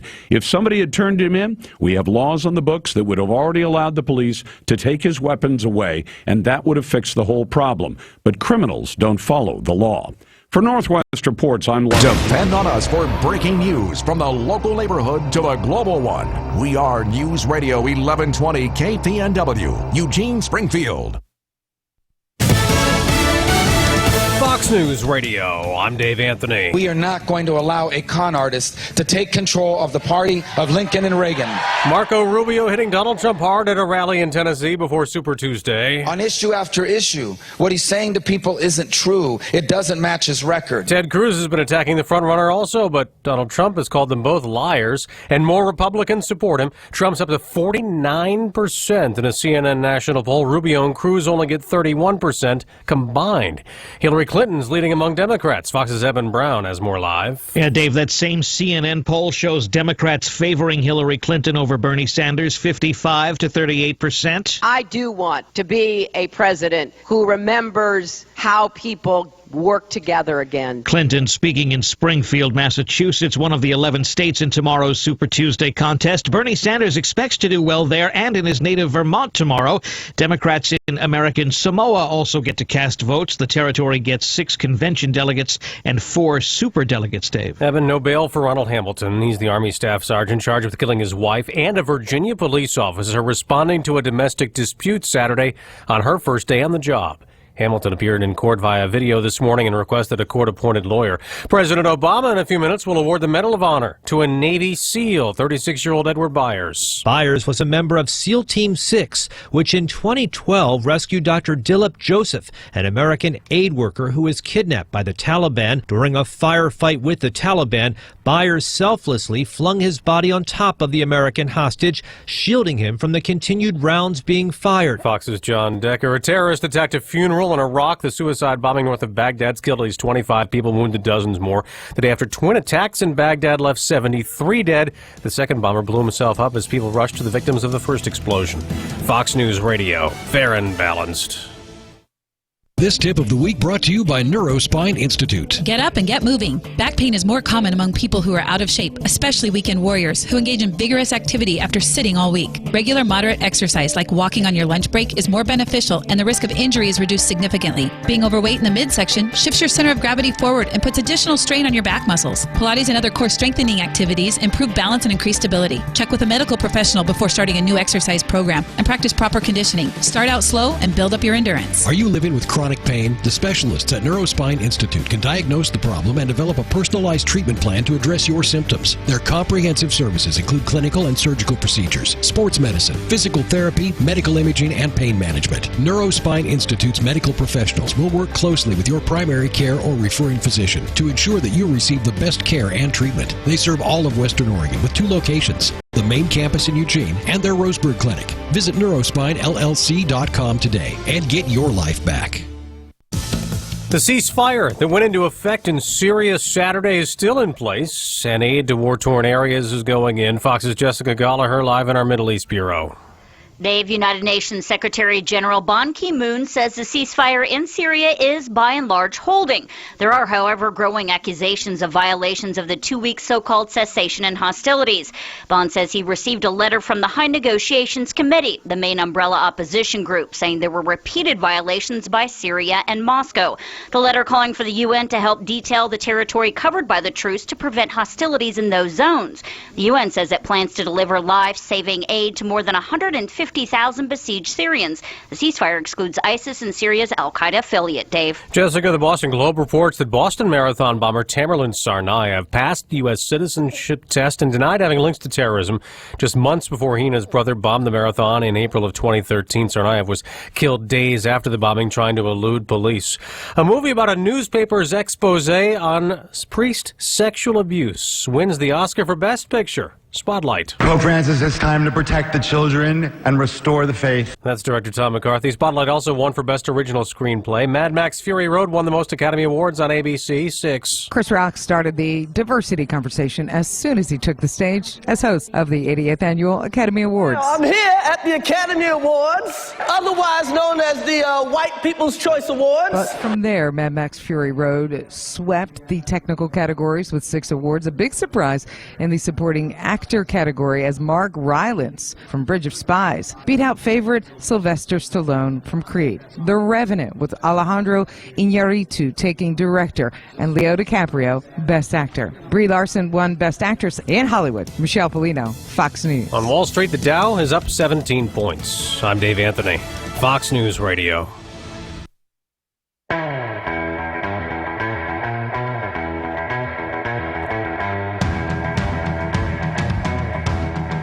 I think this should be our 8:05 Monday through Friday bumper, because it just kind of puts you over the edge and you're like, yeah, third and final hour.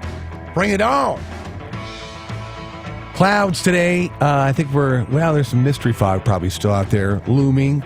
Afternoon showers, 70% chance tonight with an overnight low of about 45 degrees, and then windy, breezy, and wet tomorrow. So just appreciate today. We get a little dry spell. 43 degrees currently at 1120 KPNW. I don't know about bringing the bike down tomorrow. I don't think that's going to happen. I would agree. That's going to be a no-go. Hey, how'd the event go on Saturday? At Gun Runners? Yeah. Went well. They raised a lot of, man, I'm telling you, they were bringing stuff in for Habitat for Humanity like you would not believe. So all in all, it was a good day. It was pretty crowded. I dropped by there right on about 2:30, I think, is when I pulled in, and was there for about an hour, and it was hopping. So any birthday cake?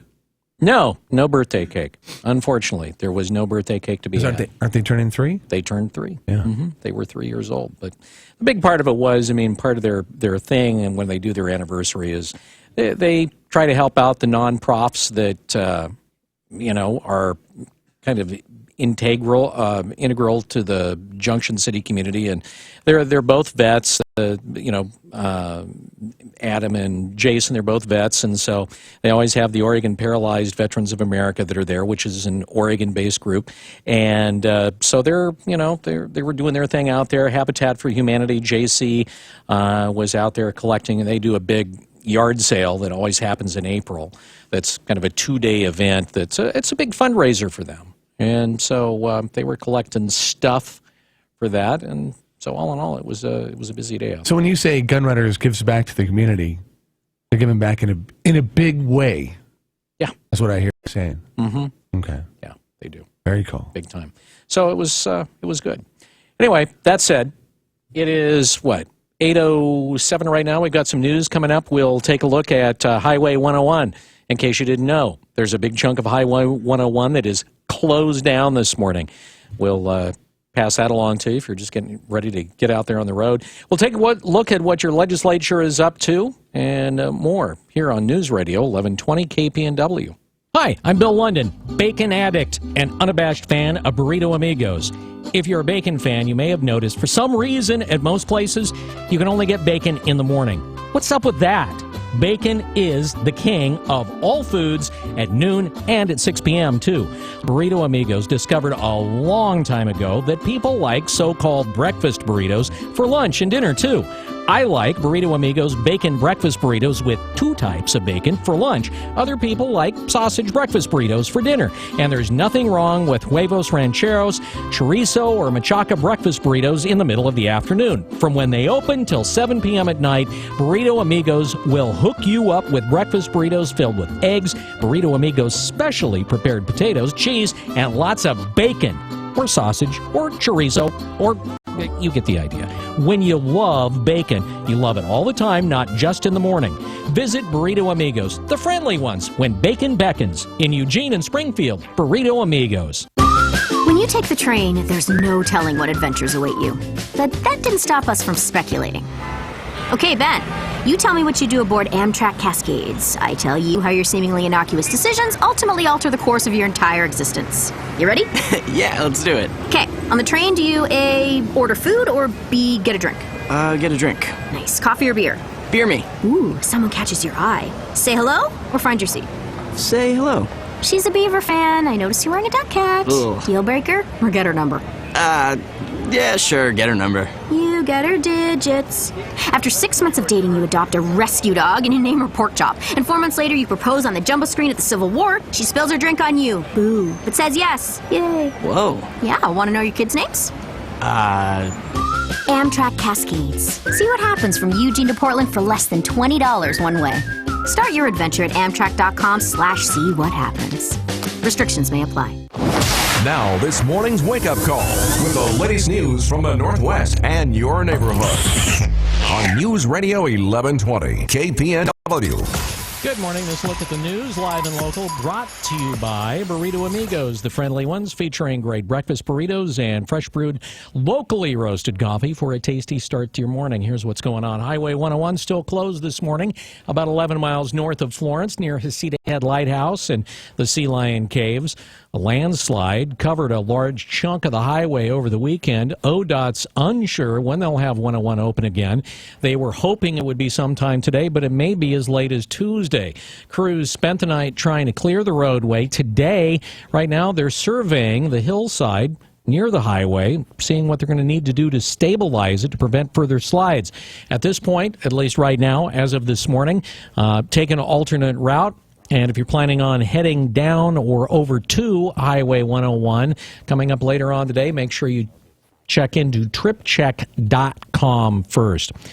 Oregon has its first case of Zika virus that was spread through sexual contact, Brad Ford reports. Across the country, the CDC is investigating more than a dozen possible cases of Zika virus that was spread through sexual contact. Dr. Richard Lehman with the Oregon Health Authority says it appears that men are responsible. Only males who are known to be symptomatic have been involved in sexual transmission. The CDC recommends that men who have traveled to areas where they could be exposed to Zika use condoms or abstain from sex, especially with pregnant women. Lehman advises women who are pregnant or considering pregnancy, delay trips to high-risk Zika areas. If they do decide to go to these areas, just as with anyone else, they should take steps to avoid mosquito bites. Most people who get the virus are able to fight it with no significant problems. I'm Brad Ford, KPNW. The University of Oregon's police chief has abruptly left the post. The police department issued a statement saying that Carolyn McDermott announced her retirement. University Police spokesperson Kelly McIver says more information on the leadership transition will be available later on today. In September, a federal grand jury awarded $755,000 to a former U of O public safety officer after finding McDermott and a top lieutenant retaliated against him for speaking out about department wrongdoing. Jurors found McDermott violated James Clevenger's First Amendment rights when she fired him in 2012, and then in 2014 when she tried to prove that he was too, quote, untruthful, unquote, to testify. The university's appealed. McDermott previously worked at the Eugene Police Department. She was first hired at the university in 2008 as an assistant chief. She served as interim chief before being commissioned as chief in July of 2013. The head of Columbia Sportswear has announced he will give $10 million to the University of Oregon zebrafish facility to help expand genomics research. The donation announced by Tim Boyle will go toward helping the center create an endowment, expand its facilities, and purchase new equipment. Zebrafish are vertebrates that are transparent during the embryo stage, making them easier to observe and manipulate. The school's website says their embryonic development is remarkably similar to humans. Boyle's connection to the facility dates back to the 1970s when his aunt Hildegard Lamfrom worked alongside noted professor George Streisinger and his team as they used the zebrafish to better understand human development. Well, Oregon has a backlog of more than 5,000 untested rape kits in evidence storage. Brad Ford says the Oregon Senate has passed a bill to keep that problem from getting worse. It's called Melissa's Bill for Melissa Bittler, the 14-year-old girl who was killed in 2001 by a rapist who would likely have been caught if rape kits had been tested. Senator Sarah Gelser sponsored the bill. Melissa's family made it a goal and a commitment of theirs to ensure that these kits would be tested. It sets a timeline for testing, ensures every kit will be tested, uploads the information to a national database, and keeps the evidence for 60 years. Senator Jeff Cruz says it's important for victims of rape. We have done something very positive, and for some people it's going to help bring closure. The bill passed the Senate and now moves to the House. Brad Ford, KPNW. Well, the clock is ticking on the session at the Oregon legislature, and the Republican minority in the Senate have been using techniques to slow down the Democratic agenda. Senate Republicans have been requiring all bills be read in full before a vote. That can take hours. And on Wednesday night last week, they just simply refused to show up for the floor session, which had been canceled. Well, this year's short session ends March 6th, and the Senate backlog of proposed legislation continues to grow. Many bills are already considered dead, but there are still some big issues that you can pretty much consider done deals, like renewable energy and housing affordability, state budget items covering the cost of the militia occupation in Harney County, and last year's shooting at Umpqua Community College. The only way they won't get passed is if the Democrats decide to make an issue of it and hold them up for political reasons. The Oregon Senate overwhelmingly approved a bill sponsored by State Senator Tim Knopp, a Republican from Bend, allowing an unlimited statute of limitations on first-degree sex crimes when there's additional supporting evidence of the crime. That evidence could be through non-DNA physical evidence, such as confession by the defendant to that particular crime, a videotape or recording, statements made by the victim that are made close in time to the alleged crime, or when multiple victims speak on a crime that is so similar it could be on the same charge. Senate Bill 1600 passed the Senate on a 24-3 vote and now goes to the House for consideration. On the Senate floor, Knopp thanked Danielle Tudor for her steadfast advocacy and call for justice, which has been instrumental in passing the legislation. Now, originally, that particular bill had a rider on it that would have made a new felony for people that accidentally run into motorcyclists with their cars. It was thought that that rider would kill the bill. It has since been separated. By the way, that rider was put on the bill by local Senator Floyd Przonski. The Oregon Senate has passed a bill giving cities and counties more tools to address the current housing crisis. Brad Ford reports. Sponsor Michael Dembro says it lifts a state ban on affordable housing mandates. We're seeing a growing need for mixed income developments in our cities. Middle income workers and their families being priced out of the communities in which they work. Local governments could force builders to include a certain number of affordable multifamily units and impose construction excise taxes to fund more affordable housing. This bill sucks. Republican opponents, including Fred Girod and Minority Leader Ted Ferrioli, say more government red tape will drive up housing costs. The measure passed the Senate and now moves to the House. Brad Ford, KPNW News. A judge declared a mistrial after Roseburg jurors couldn't unanimously reach a verdict in a murder case. William Aguayo was found guilty of burglary and robbery in the case. He'll be sentenced to those charges next month.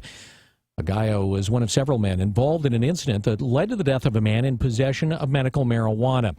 One of the other participants had already pleaded guilty in the case. Prosecutor Steve Hoddle argued that Aguayo aided in the attack, a contention, of course, disputed by the defense. 11 of 12 jurors agreed with the prosecutor. One juror would not budge. Hoddle says he plans to retry the murder charge. Boat inspection stations are opening on highways and freeways along Oregon's eastern and southern borders to keep out two invasive species, zebra and quagga mussels. They aren't native, and if they're brought into the state waterways, they grow out of control. The ironically named Rick Boatner with the invasive species coordination for the state of Oregon says all boaters are required to stop. If you bypass the check station and the police officer there, it's a $110 fine. They're checking to make sure boats are drained and there's no sign of the mussels. Boatner says even boaters who remain in Oregon should always pull the plugs when a boat's removed from the water, and all algae or weeds should be removed from the bottom of the boat. Well, there was supposed to be a debate in Portland tonight between Portland's mayoral candidates, Jules Bailey and Ted Wheeler. It's been canceled because of threats. The event was to be hosted by the Oregonian and held at Doors to Revolution Hall. Last night, late, the Oregonian tweeted about the cancellation and said in part that after receiving a number of threats out of concern for both the safety of those who registered to attend and the security of the venue, they decided to cancel the event. They did say they offered both candidates an opportunity to hold the same debate without a live audience and to stream it live on OregonLive.com, but both candidates declined to accept that as an alternative. Neither the candidates, the Oregonian, or the police are specifying what exactly was said in those particular threats. Well, Oregon State Police arrested a Jefferson County double homicide suspect after a 16-hour dragnet that ended in Salem Saturday morning. The suspect, 20-year-old Mitchell Julio Morris of Crooked River Ranch, was arrested after his pickup was located by Salem police. Another man was in the vehicle. He was not arrested and is said to be cooperating with police. Morris was considered armed and dangerous. He's from Polk County, and police said they believed he traveled there after the shooting. The shooting was reported Friday at Crooked River Ranch. The person who heard gunshots told police they saw a vehicle leaving the area. Troopers and deputies investigating found the dead bodies of a young man and a young woman. They've been identified as 18-year-old Bailey Ray Southwick and 21-year-old Mackenzie Lyman. Southwick and Lyman resided at the location of the shooting along with Morris, according to police. And finally, Tillamook Creamery had a commercial running during the Academy Awards last night. Brad Ford says they wanted to set themselves apart from the big producers. And so they brought a little cheese to the big cheese fest in Hollywood. Hey, Big Food. We've had some good times. The commercial is taking on the huge nationwide companies that make products like Cheese Whiz, Jell-O, and Chocolate Bunnies. Because of the commercial, they get blown up. The commercial features the local care that is put into Tillamook's products. Hello, farmers. Hello, Co-op. Hello, Integrity. Hello, Molly. The theme of the commercial is that family farmers make their products better. We found something real. Tillamook. Brad Ford, News Radio 1120 KPNW. The coolest thing about that story is that Brad says Cheese Whiz, Jell-O, and Chocolate Bunnies with a straight face. It's 8:21. This look at the news brought to you by Burrito Amigos, the friendly ones. Live and local news time on KPNW 821. Wake Up Call Sports on News Radio 1120 KPNW. So the number 13 Oregon Duck men's basketball team continue to get it done at home, beating Washington 86-73, keeping their streak alive. 25 consecutive wins at home. Ducks 18-0 at home this season. In his last game in Eugene, Elgin Cook tied a career high with 26 points. Now the Ducks need only a game from this weekend's tour of Southern California schools to clinch at least a share of the Pac-12 regular season title. Senior night honored Dylan Ennis, but did not acknowledge Chris Boucher. Both have filed NC2A appeals to play another season. Boucher has a better chance of coming back. Senior night in Corvallis, Gary Payton II honored his dad wearing his daddy's number and helped pinning a 69-49 win on Washington State. In Berkeley, the OSU women popped Cal 54-44. The win gave the Beavers at least a share of the Pac-12 regular season crown. Ruth Hamblin in a career-high 19 rebounds. Horrific news for the Duck women. Jillian Aline and her incredible career done at the U of O after busting her ACL in practice. She ended up second in NC2A history with 92 career double-doubles. Damian Lillard and the Portland Trailblazers won both of their games on the weekend on the road. The game of the weekend, though, in Oklahoma, Steph Curry drilling a long-range three with under a second left in overtime to give the Warriors a spectacular 121-118 comeback. A win over the Oklahoma City Thunder. Steph, 46 points for the 53-5 Golden State Warriors, first team ever to clinch a playoff berth in February. Oregon State wrestling team won their 5th consecutive Pac-12 title in Tempe over the weekend, and Marco Rubio cannot make fun of former Duck DeForest Buckner's hands. His paws tied an NFL combine record 11 3/4 inches. Wake Up Call Sports on KPNW, brought to you by Max Muscle, the authority in sports nutrition since 1991, located across from Market of Choice on Franklin Boulevard. News time 8:23. KPNW weather brought to you by Ramjack West. Do you have foundation problems? Ramjack can fix that. Get your free quote at ramjackwest.com. Starting off your Monday with a little bit of patchy morning fog, otherwise mostly cloudy in the Willamette Valley with highs in the mid to upper 50s. Rain is likely this afternoon around 5 with overnight lows in the upper 30s. Light winds throughout the day. From the First Alert Weather Center, I'm Angelica Carrillo. Ramjack leads the way in foundation repair. Protect your investment. Get your free in-home evaluation at ramjackwest.com. Check out our exceptional online reviews, then choose Ramjack. CCB 146906. I'm Isaac Jackson at Jackson Jones Law Office. At our office, we represent people who have lost everything because of someone else's bad judgment. When someone takes something close to you, your health or a loved one, the right lawyer can help you walk through the stress, get the medical bills paid, and if needed, stand up and fight on your behalf. Our philosophy is simple. We start by meeting with you to give you a straightforward assessment of your case. Once that's done, we'll talk about what it means to hire a lawyer, whether it makes sense to try to get a settlement without a lawsuit, or whether we think it will take a fight. Our office specializes in wrongful death cases, accidents involving drunk drivers, and victims in violent car accidents. We want to help you move on, but if we need to, we will stand up and we'll fight for you. Call me, Isaac Jackson, at 541-556-9797. Let's have a conversation. At Jackson Jones Law, we understand that everything can change in a second. If that's you, let us help you walk through this difficult time. Again, call me, Isaac Jackson, at 541-556-9797 at Jackson Jones Law.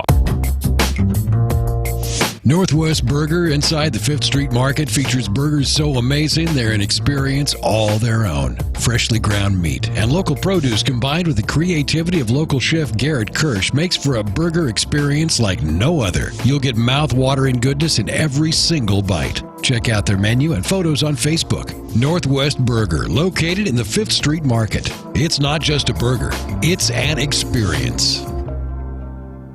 I'm Steve Sidkowski, a former Wall Street insider. Right now, I'm holding a book that could change your life. It will show you investing strategies which could help you earn the kind of money you've always dreamed about. And right now, I'm giving this book away for free. So who needs to read it? If you're in the middle of your career and you worry you'll never have enough money to retire, you need to read this book. If you're already retired and your income isn't enough, you need to read this book. And if you don't want to be selling burgers at the age of 80, well, you need to read this free book. The reality is, you'll need at least $1 million to ever fully retire. If you're behind on that goal, you really need to read Trade Like the Pros. And you can for free by calling 1-800-700-2114. Are you skeptical that it will deliver results? It's a free book, so what do you have to lose? Find out how at 1-800-700-2114. That's 1-800-700-2114.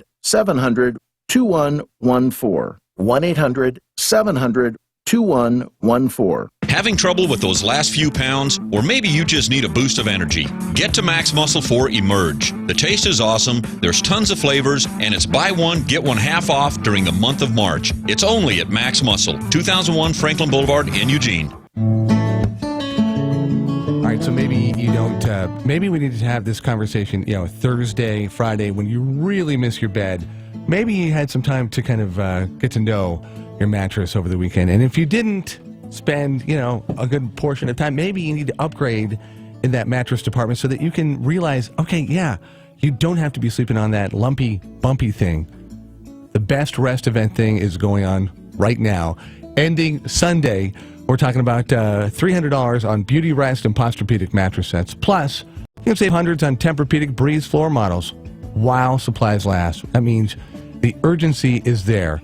3 years interest-free financing on Tempur-Pedic and Beauty Rest Black Hybrid, which, if I need to remind you, is that Sleep Train exclusive going on right now. Best rest. Get there for best selection maybe today, because you could be sleeping tonight. Why wait for the weekend? Absolutely. Check out Sleep Train. They're all over the place. Albany, Eugene, Springfield, Corvallis. And when you go there, tell them Bill and Rob from the Wake Up Call sent you, unless you're too embarrassed. The Wake Up Call. Wake Up Call. On 1120. KPNW. News Radio 1120 KPNW. I am always amazed at the wide variety of non-profs that we have in the Eugene Springfield area. And it always, you get to the point where you think, okay, there can't be any more that I've not heard of. And they just, weekly, they show up and you're saying to yourself, never heard of that one. So, to talk a little bit about one of those non-profs that up until here about a week and a half ago, I had never heard of. Lynn Schwartz joins us on the Wake Up Call. She's the Executive Director of Parenting Now. And welcome aboard, and thanks for being with us this morning. What an intro, huh? Thank you. Thank never you. heard of you. Yeah, You we've know, never heard. Yeah, it's one of them we've never heard of. I have to say, I'm sure you have. We're formerly Birth to Three. So, Oh, yeah, okay. that's what people do. Yeah, we rebranded a couple years ago, and it was really because Birth to Three, we'd kind of grown out of that. Now you're and Birth to 4. it should be like Birth to 8. So we've got programs that go up to age 8 for kids, and so we wanted to expand that, and there was also an organization on the East Coast that was using that name too, and since we are national with how we market our curriculum and so forth, there was some confusion there. So we took the Parenting Now name at that time, and boy, people got to help us out with changing that name with us. See, you should have handled it the great American way. You should have sued. You should have sued to make them change the name. That's the American way now of solving problems. You just sue them. Sue them Heaven into help oblivion. us. Heaven help us. Anyway, well, thanks for joining us this morning. We appreciate it. For folks that don't know what you do, what do you do? What is Parenting Now? What's their goal? What's the mission statement? Parenting Now's mission is that every child is raised by a nurturing, skilled parent. And what we do is we give parent education and support. And we serve families all through Lane County, and we work throughout the state to push forward parenting education initiatives, and we market our programs across the United States and across the world, actually. Who's your P1, though? Who are you super serving? P1. P1, who's your primary? The P1 is a radio thing. Okay. It's like your primary audience. Who is Our your direct your main- service is to parents. Okay. Yeah. So is there a particular type of parent? I mean, be they low income, young, unwed? Is there a particular type of parent in particular you're targeting? You know, I think that is the beauty of what Parenting Now really is we serve a range of families. We serve everywhere from someone who just needs to know the weight of their baby on a Wednesday to families who are highly stressed and dealing with really tough issues. We've got teen parents in our programs. We've got families in drug and alcohol treatment, and we have people who are looking for friends and a network and support. So we have a real range of families that we serve, and I think that's the beauty and the strength. There are very few parents who can say that, they hit this point with their infant, this new part of their life, that they say, I'm equipped, I got it. Most everybody has a moment of, oh, whoa, what have I done? And that's where Parenting Now comes in, is we help you figure that out. We help you get the support you need. We help you find your own strengths to do what you need to do for the most important person in your life, which is going to be that child for a long, long time. Okay, but be a little specific about some of the range of things that you offer. Okay, so I come to you and go, I have this baby. What do I do with it? I mean, what kind of things do you offer? I would be very afraid if you put it that way. Yeah. What do I do with this thing? It cries. Where'd that it come stays from? awake at night. What's wrong with it? Well, we've got a variety of programs.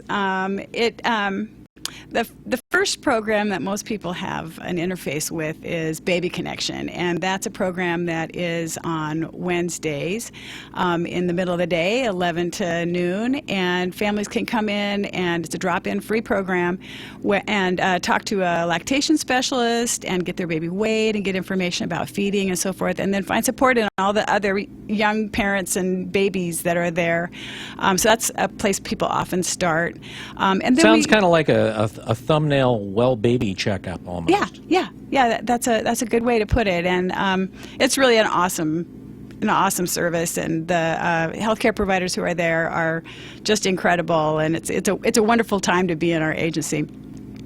And then we also have then the First 3 Years program, where families whose children are between 2 and 4 months old, for the first year, the Incredible Infants program, come together for about 12 sessions and talk about what's going on for them. And they learn about child development. They get a chance to network with other parents who are doing the same things that they are, realize that everybody is sleepless, that everybody is working hard, and everybody's totally falling in love. How to manage your relationship with your partner. All those things are a big part of the Incredible Infants program. And then we carry that forward into the Wonderful Ones, and then the Terrific Twos, and even up to Thrilling Threes and Fabulous Fours. We go on for a while. So that's the First 3 Years program, and that's one of the big cornerstones that is more the general population of families go through that. And then we also have another program called Make Parenting a Pleasure, and that's for the more stressed families, and those meet all over town in different places, have a child care component. And in that program, they're really talking about, okay, so we might be really struggling here. We might be having a hard time. There's a lot of stressors here. I could use some very specific support, and that's what Make Parenting a Pleasure covers. And then finally, we also do the Healthy Families contract, or one of the subcontractors with Lane County, along with Relief Nursery, and we go out and we do home visiting to families throughout Lane County. So there's a range of things that we touch.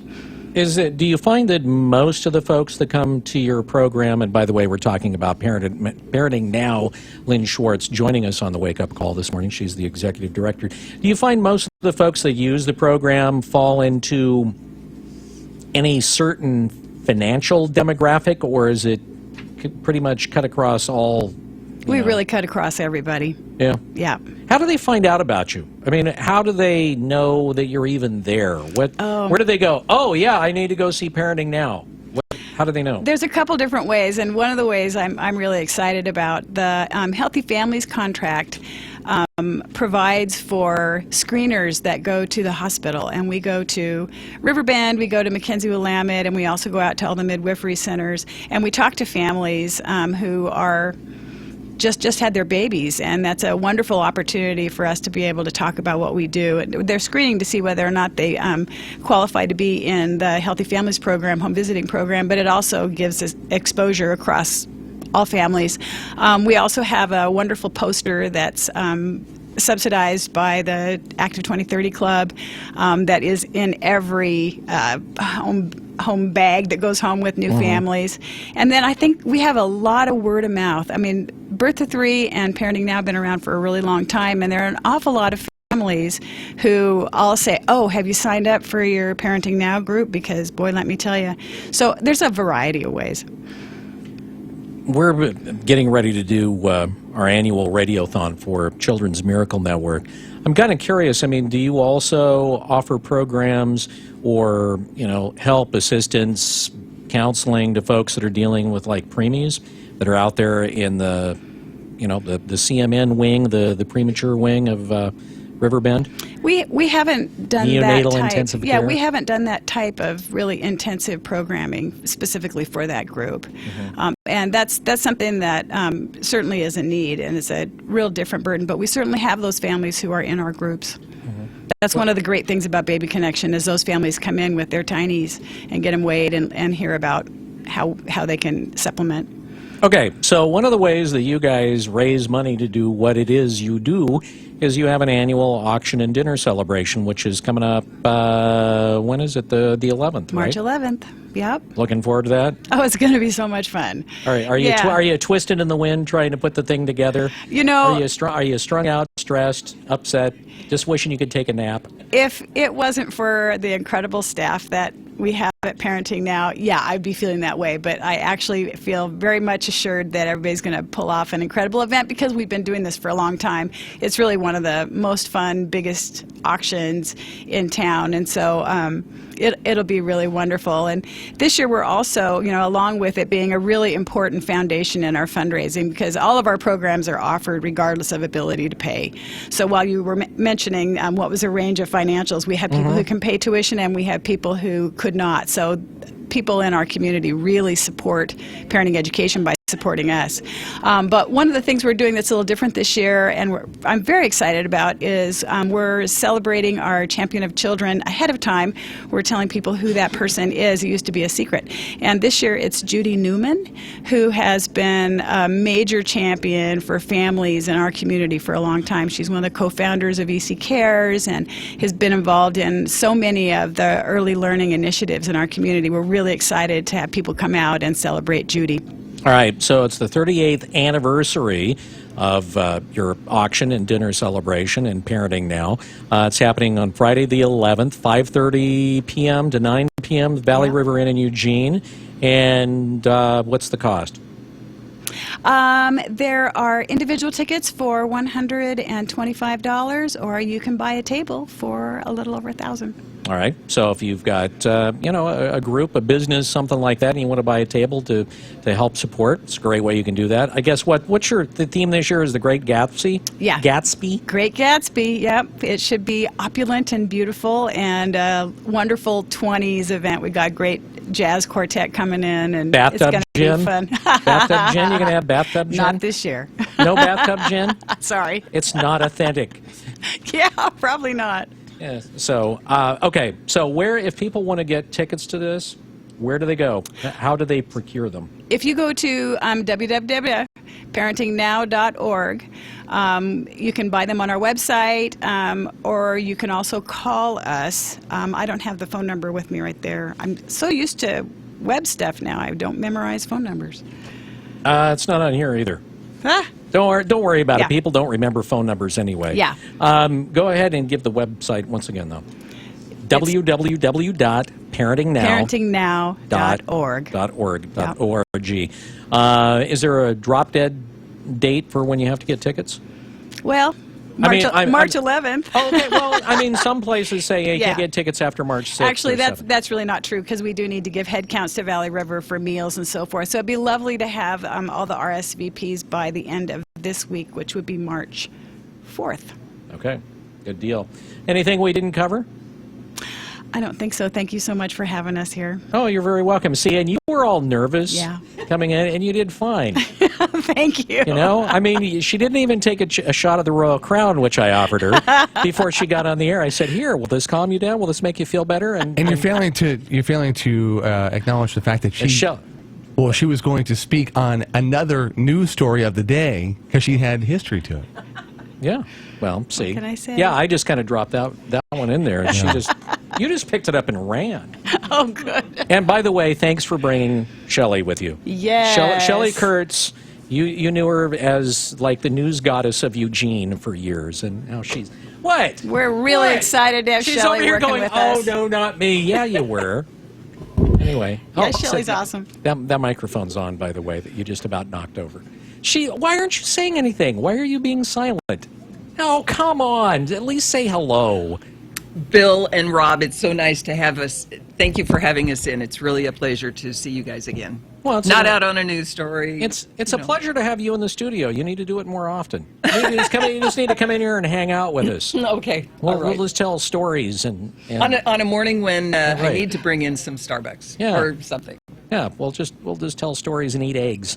Anyway, thanks for coming in, both of you. Lynn, congratulations on this organization surviving 38 years. Yeah. That's something for any organization. Yeah.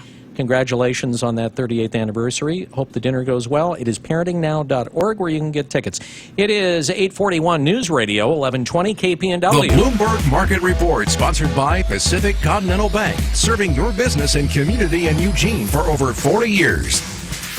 This is a Bloomberg Market Minute. Stocks are moving higher. There is a long list of reports on this week's economic calendar, finishing up the week with the big government jobs report this Friday. Tribune Media, they are the owner of 42 local TV stations and the WGN America cable network, says it intends to explore strategic and financial alternatives to boost shareholder value. Lumber liquidators posting fourth quarter sales that trailed analyst estimates. Sales have been plunging since 60 Minutes accused the chain of selling Chinese-made laminate flooring with cancer-causing levels of formaldehyde. Uber drivers are getting a break on buying a new car. Uber has negotiated discounts with several auto brands to help get drivers into qualifying models. Uber said its arrangements with automakers have saved drivers around the world $20 million. That's also meant thousands of sales for automakers, which are enjoying the start of what's projected to be another record year of sales in the U.S. Courtney Donahoe, Bloomberg. Pacific Continental Bank is proud to call the Eugene-Springfield area home for more than 40 years. As your local banker, partner, and neighbor, we are committed to the health and sustainability of your business and our community. We know it takes more than a loan or deposit to help you succeed. It takes people who know you, your business, and your community. Who says we can't be more than a bank? Pacific Continental Bank, the right bank. Learn more at therightbank.com. Member FDIC. If you're living with chronic pain, Neurospine Institute can help you get your life back. Services include clinical and surgical procedures, sports medicine, physical therapy, medical imaging, and pain management. Visit neurospinellc.com today and tune into KPNW every morning at 8 for the Neurospine Tip of the Week. This is an announcement for all people who want to take a risk-free challenge to whiten their teeth in 5 minutes. By calling now, you can whiten your teeth in 5 minutes using clinically proven power swabs. This risk-free challenge is for people whose smile has been yellowed by coffee, tea, red wine, or smoking. The Power Swabs 5-minute challenge is available by responding to this advertisement. If lines are busy, try again. Because the Power Swabs 5-minute challenge is exclusive, it's not available in drugstores. Power Swabs was formulated by Dr. Martin Ginniger and whitens teeth with a patented tooth detergent and whitening agent. It's so effective, we challenge you to try it for 5 minutes to see how white your smile could be. Get it risk-free. Dial 1-800-973-6563. 1-800-973-6563. Transform your smile into a wow, you look great smile. Dial 1-800-973-6563. 1-800-973-6563. They say I'm a bad kid. A charity case. A troublemaker. Worthless. There are more than 3 million children in America's child protection and justice systems. Kids who have been abused, neglected, traumatized. Kids who act out. Kids facing the worst situations you can imagine. They say I'm messed up. A drain on society. Just a stupid mistake. For their safety and others, some of these children have to be removed from their homes, separated from their families. They're at the mercy of an overwhelmed system. I don't think I'm a lost cause. I'm just a kid. Youth Villages believes that no child is a lost cause, not a single one, because a stable, loving family can help any child succeed. And we have an 80% success rate overall that proves doing whatever it takes for children is the only thing that works. If you agree, find out how you can help at youthvillages.org. KPNW weather brought to you by Ramjack West. Do you have foundation problems? Ramjack can fix that. Get your free quote at ramjackwest.com. A series of storms make their way onto the region this week for a fairly active weather pattern. Your work week starts off dry. Rain returns Tuesday, drying out Wednesday, before the rain sticks around Thursday and into your weekend. Daytime highs in the upper 50s, overnight lows in the upper 30s to low 40s. From the First Alert Weather Center, I'm Angelica Carrillo. Local news, local people, Holloway in London, and the wake-up call. I want you to get up now. On News Radio 1120, KPNW.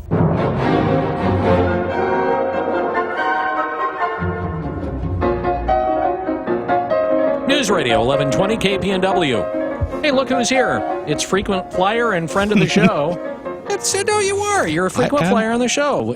You've been on here I mean, other than, Gary Conley, who shows up every week, other than that, I think you've been on here probably more than just about any other guest we've had. You're very generous in putting up with me, Bill. Yeah. So Mark Budare joining us on the Wake Up Call. You know him as the director of the Eugene Opera and also a professor at Notre Dame University, where you are in charge of...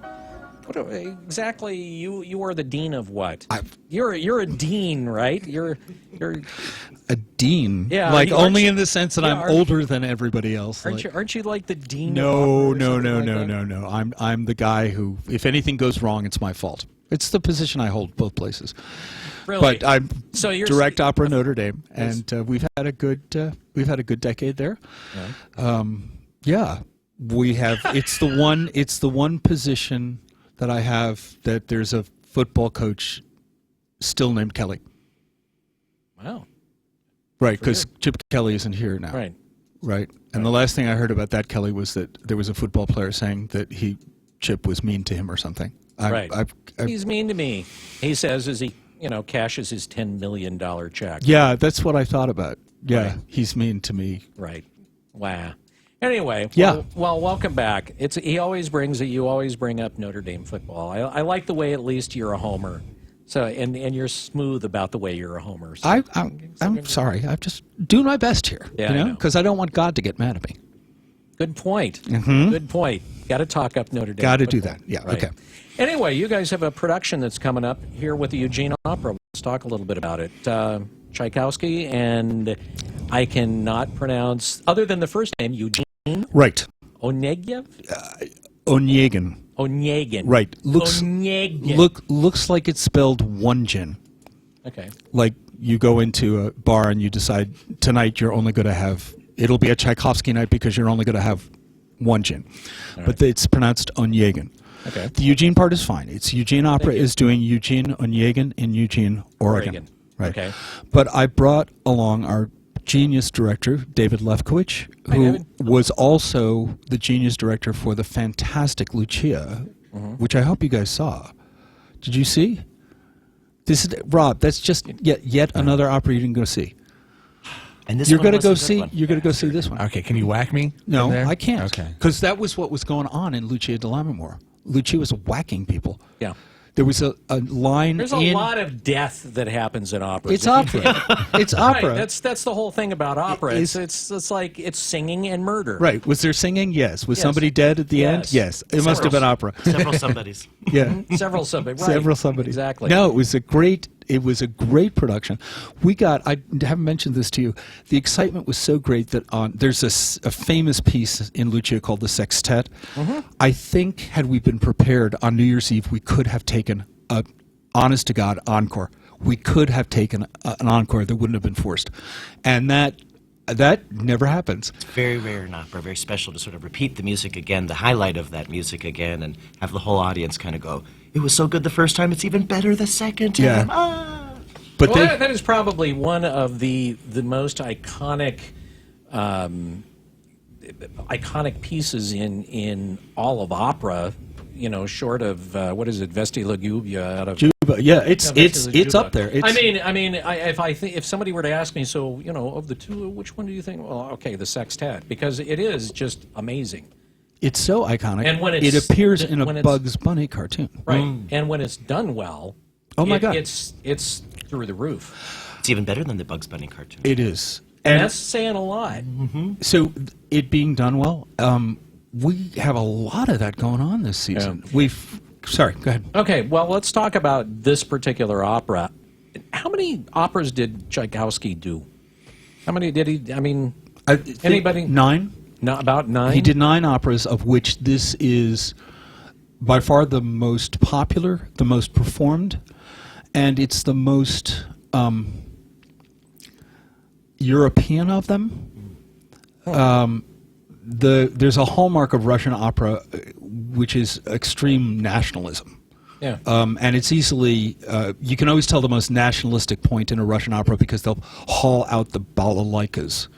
And they'll have a number with the peasants singing about their father, the Tsar, and playing balalaikas. But they have a lot of that influence. What Tchaikovsky did in this opera which is really interesting, is he took the Russian influences and the things that were coming out of Europe at the time. He was always influenced by Schumann, and Brahms was there, and standard, what we think of standard Western classical music, and he came up with a hybrid, and he uses that hybrid. It's really fascinating. The book is the opera is based on a novel by Pushkin, and the novel has a narrator. And the narrator is the main character and comments on all the activities of the people in the opera. You can't have that in an opera. So the thing that serves as the narrator is the orchestra, the music. And it's fascinating. And I'm glad to see in academic circles that after 100 years of literary critics going, oh, Tchaikovsky kind of ruined Pushkin, they're all going like, wait, maybe we didn't realize what he was doing here. So it's great. And we have a fantastic cast, like the best, and they are having a good time. Okay, before we get to the cast, and I promise we will, live orchestra? You're talking about... Live orchestra? Yeah, you're going to have a live orchestra? Absolutely. I think we're doing that. Oh, absolutely. Yeah, this is heavy irony. Yeah. This is opera. This is Eugene Opera. What do you think who do you think you're dealing with? I know. But hey, it's a question that I have to ask. Offended. Because, well, sometimes some other groups don't do live orchestra. Oh, I can go even farther. Go ahead. I can go. Not only do we have a live orchestra, we have all of the orchestra. Now, my understanding is that there's another group, another opera group here in Oregon, who shall go unnamed, that reside in Portland, that are going to be doing it with like a couple of flautists, half an orchestra, a couple of flute players, half an orchestra, a reduced orchestration, and I can't comment officially on that, but I can tell you we would when we do opera, it's the real deal. All right, so you're going to have a real orchestra. Okay, so let's let the director in here. Tell us a little bit about the cast. Oh, well, the cast is fantastic. I've had the pleasure of working with the star soprano Jill Gardner. She and Maestro Andrew Bazance and I actually did a production of Tosca in Boston back in 2010 with the Eugene Onegin was also in that as well, Anton Belov. And between the two of them, I mean, they're just like eating up the stage in a good way, not in a opera singer sort of way. Along with them, Sam Levine is playing the famous Lenski, who doesn't quite make it to the end of the opera. Another murder victim. Another murder victim. Yeah. In a very different sort of way, certainly, than in Lucia. And he's also really fantastic. But along with that, and also Jake Gardner, Jill Gardner's husband, is playing Prince Gremin. And this is a role that appears later in the opera, and I feel like this is a bit of luxury casting. He comes in and just sort of slays everybody with this incredible aria. But one of the more exciting parts, besides this wonderful cast, are that we have these 6 ballet dancers from the Eugene Ballet, and who are taking on multiple roles within the show. They're dancing the Tchaikovsky's music, they're playing the role of sort of some of the smaller roles, party guests, and they just add so much life to the show. It's unbelievable. Well, one of the things about opera is, and I know that he's just going to jump on me all over this, is that a lot of times the blocking in operas tends to be somewhat static.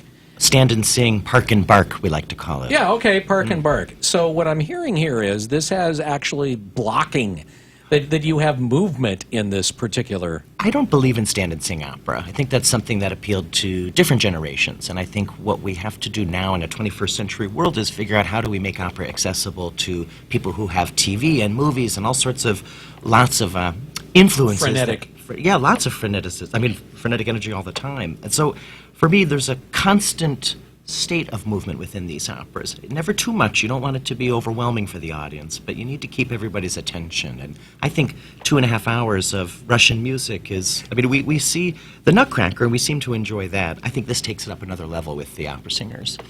All right. We got about a minute left here. Mark, why don't you kind of fill us in on where people can get their tickets, when the show is going to be, and all that good stuff. Holt box office, 682-5000. We have 2 performances, Friday the 11th of March, 7:30 p.m. Sunday the 13th, 2:30 p.m. The opera is sung in Russian, but the text will be projected in English so people can follow along. Don't be scared. It's going to be great. Having seen a couple of the operas there, I do love the little scroll or reader fantastic, board or isn't it? whatever you have up there. Well, what's nice about it is it's not so loud that it takes your attention away from what's going on stage. You know, I mean, it's subdued enough that you can actually do it. All right. Again, the show's coming up on the 11th and the 13th, 7:30 and 2:30. That's it for the Wake Up Call. It is 8:57. Whether it's new or recycled office furniture, Oregon's most respected office furniture dealer is Office Furniture Direct in Portland, selling furniture throughout the state. Office Furniture Direct has clients up and down I-5 and is making trips into Eugene every month and can be your source for the best price and finest installation. Save money on quality office furniture at Office Furniture Direct at ofd-pdx.com.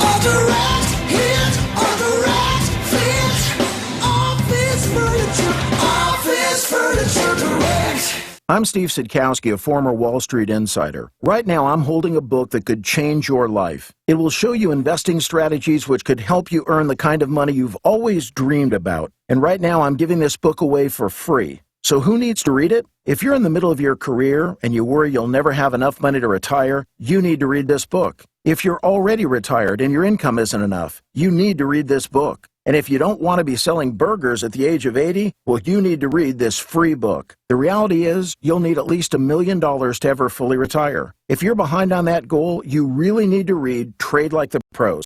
And you can for free by calling 1-800-700-2114. Are you skeptical that it will deliver results? It's a free book, so what do you have to lose? Find out how at 1-800-700-2114. That's 1-800-700-2114. 1-800-700-2114. Are you ready to take your education to the next level? Arizona State University now offers more than 100 top-tier degree programs, 100% online. With ASU's highly ranked online programs, you'll earn the same degree as our on-campus students, with the ability to learn wherever you want, whenever you want. Same world-renowned faculty, same leading education, same global recognition from one of the top universities in the world. Call 1-800-400-8407. That's 1-800-400-8407. I'm Jamie from Sherman Oaks, and I just graduated with my degree from Arizona State University. I chose ASU because I received the quality education I deserve in the major I wanted, all from my home. Jamie's not the only one to earn a degree from ASU. There are over 100 degree programs offered 100% online from one of the top universities. Now's the time to learn more about earning your degree online from Arizona State University. Call 1-800-400-8407. That's 1-800-400-8407. Fox News, fair and balanced. We report, you decide. On News Radio 1120 KPNW Eugene Springfield. Fox News Radio, I'm Lisa Brady. A Navy SEAL who helped rescue an American hostage just honored at the White House, where Fox News Radio's John Decker is live. Within the past hour, Senior Chief Edward Byers, a member of SEAL Team 6, received the Medal of Honor for rescuing an American aid worker in Afghanistan who was kidnapped by the Taliban in 2012. His heroic actions took place during a firefight in a house used to detain the American hostage. Hearing English, Ed leapt across the room and threw himself on the hostage, using his own body to shield him from the bullets. The hostage was not injured and was successfully rescued during the mission. Byers, who still serves as a Navy SEAL, is the 11th living service member to be awarded the Medal of Honor for actions in Afghanistan. Lisa? Thanks, John. A U.S. soldier held without bail in Virginia, accused of killing his wife and a police officer. Fox News Radio's Steve Taylor, live in Washington. Army Staff Sergeant Ronald Hamilton, who works at the Pentagon but is now in custody in Northern Virginia, appears on video in a Prince William County courtroom.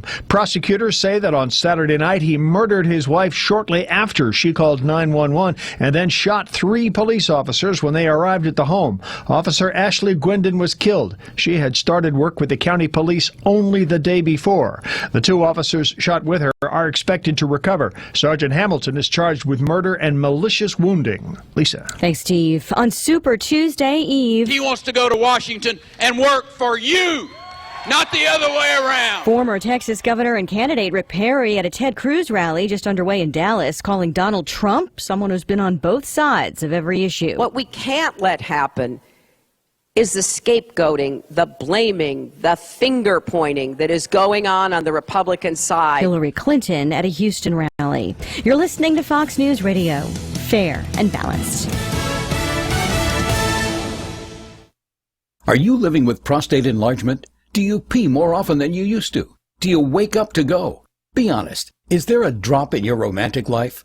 Prostate problems don't go away on their own, so you need to call for a free bottle of Super Beta Prostate, the #1 non-prescription formula for your prostate. The ingredients are natural. With Super Beta Prostate, you'll have less urges to urinate, less waking at night, and an improvement in your romantic life, guaranteed. Try it for free. Pay only shipping and handling. Call 1-800-890-2051. Super Beta Prostate is so powerful, you'd have to take 100 saw palmetto capsules to get the same active ingredient in just one Super Beta Prostate tablet. Stop running to the bathroom and call us now for your free bottle. Hurry, this free offer won't last. Call 1-800-890-2051. 1-800-890-2051. 1-800-890-2051.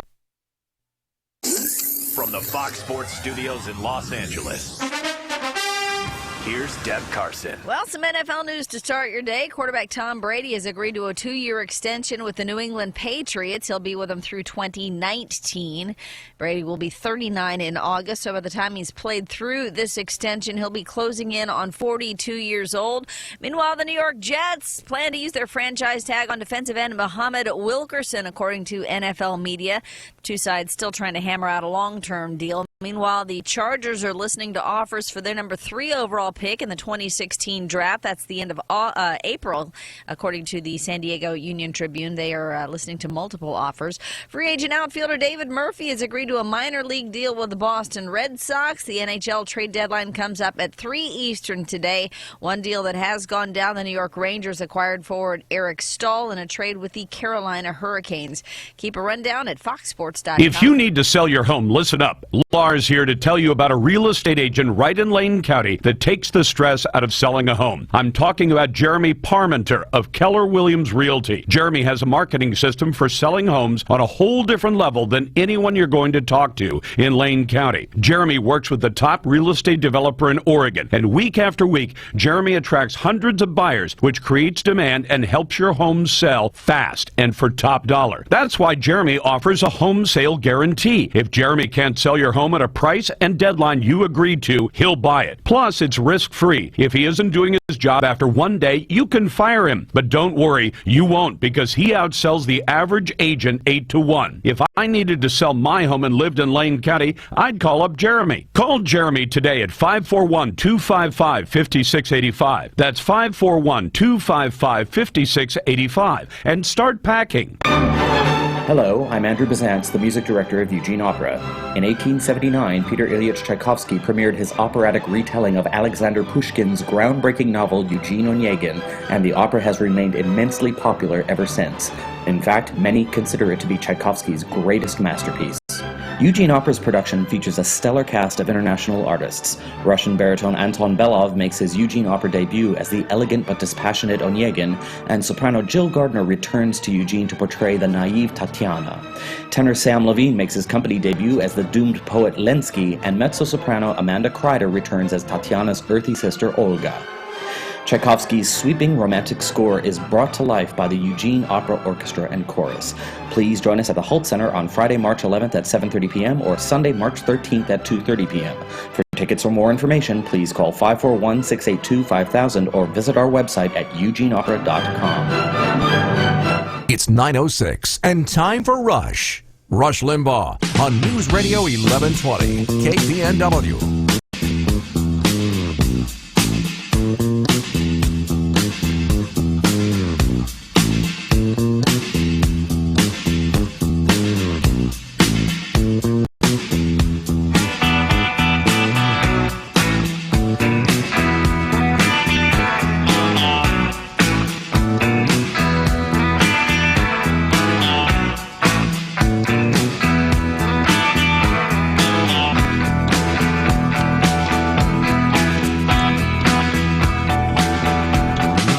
What'd you say? Don't mention that?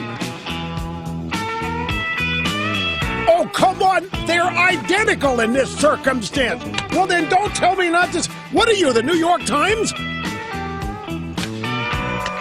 Greetings, my friends. Great to have you here. Rush Limbaugh behind the golden EIB microphone and yet another busy broadcast week. And big Super Tuesday tomorrow, and a lot of prelude information to pass on to you today, as well as things to discuss. We had the Oscars last night, and I have some comments, but I may have to rework and refine them based on some comments I just got from staff. A little nervous about how I may approach one aspect of it. So sit tight and hang in there. Telephone number is 800-282-2882, and the email address is lrushmo@eibnet.com. Big news on Saturday, Hillary Clinton and just skunked Bernie Sanders by 50 points. What they're not telling you is Bernie practically wrote South Carolina off. He did make a couple of appeals to African Americans there, but he basically wrote it up. But the point is the turnout in these Democrat primaries is way, way down. There just isn't any excitement. And all the excitement supposedly is coming from Bernie people, and there aren't any of them.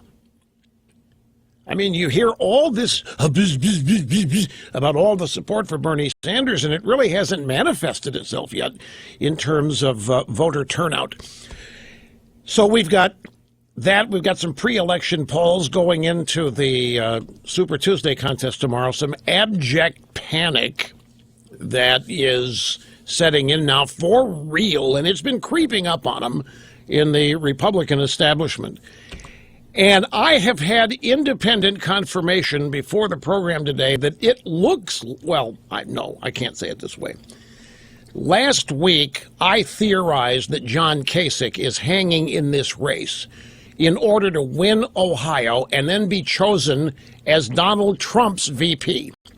He's not staying in to try to be Rubio or Cruz's VP. He wants to be Trump's. And I went through all of the thinking on that last week.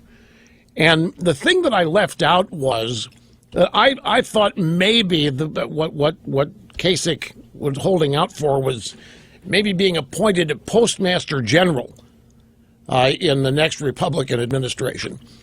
But it looks like he wants to be VP, and it looks like that's a possibility. Now, on Sunday, the New York Times had a story that was an attempt to drive a wedge between me and those of you in my audience. The attempt was to imply, because they cannot state it, the attempt here was to imply that I am a secret clandestine operative for the Gang of Eight bill and amnesty. The story was written in such a way as to make it look like I am a secret supporter and that I have kept relevant information from you and that I am secretly trying to push this bill across the finish line.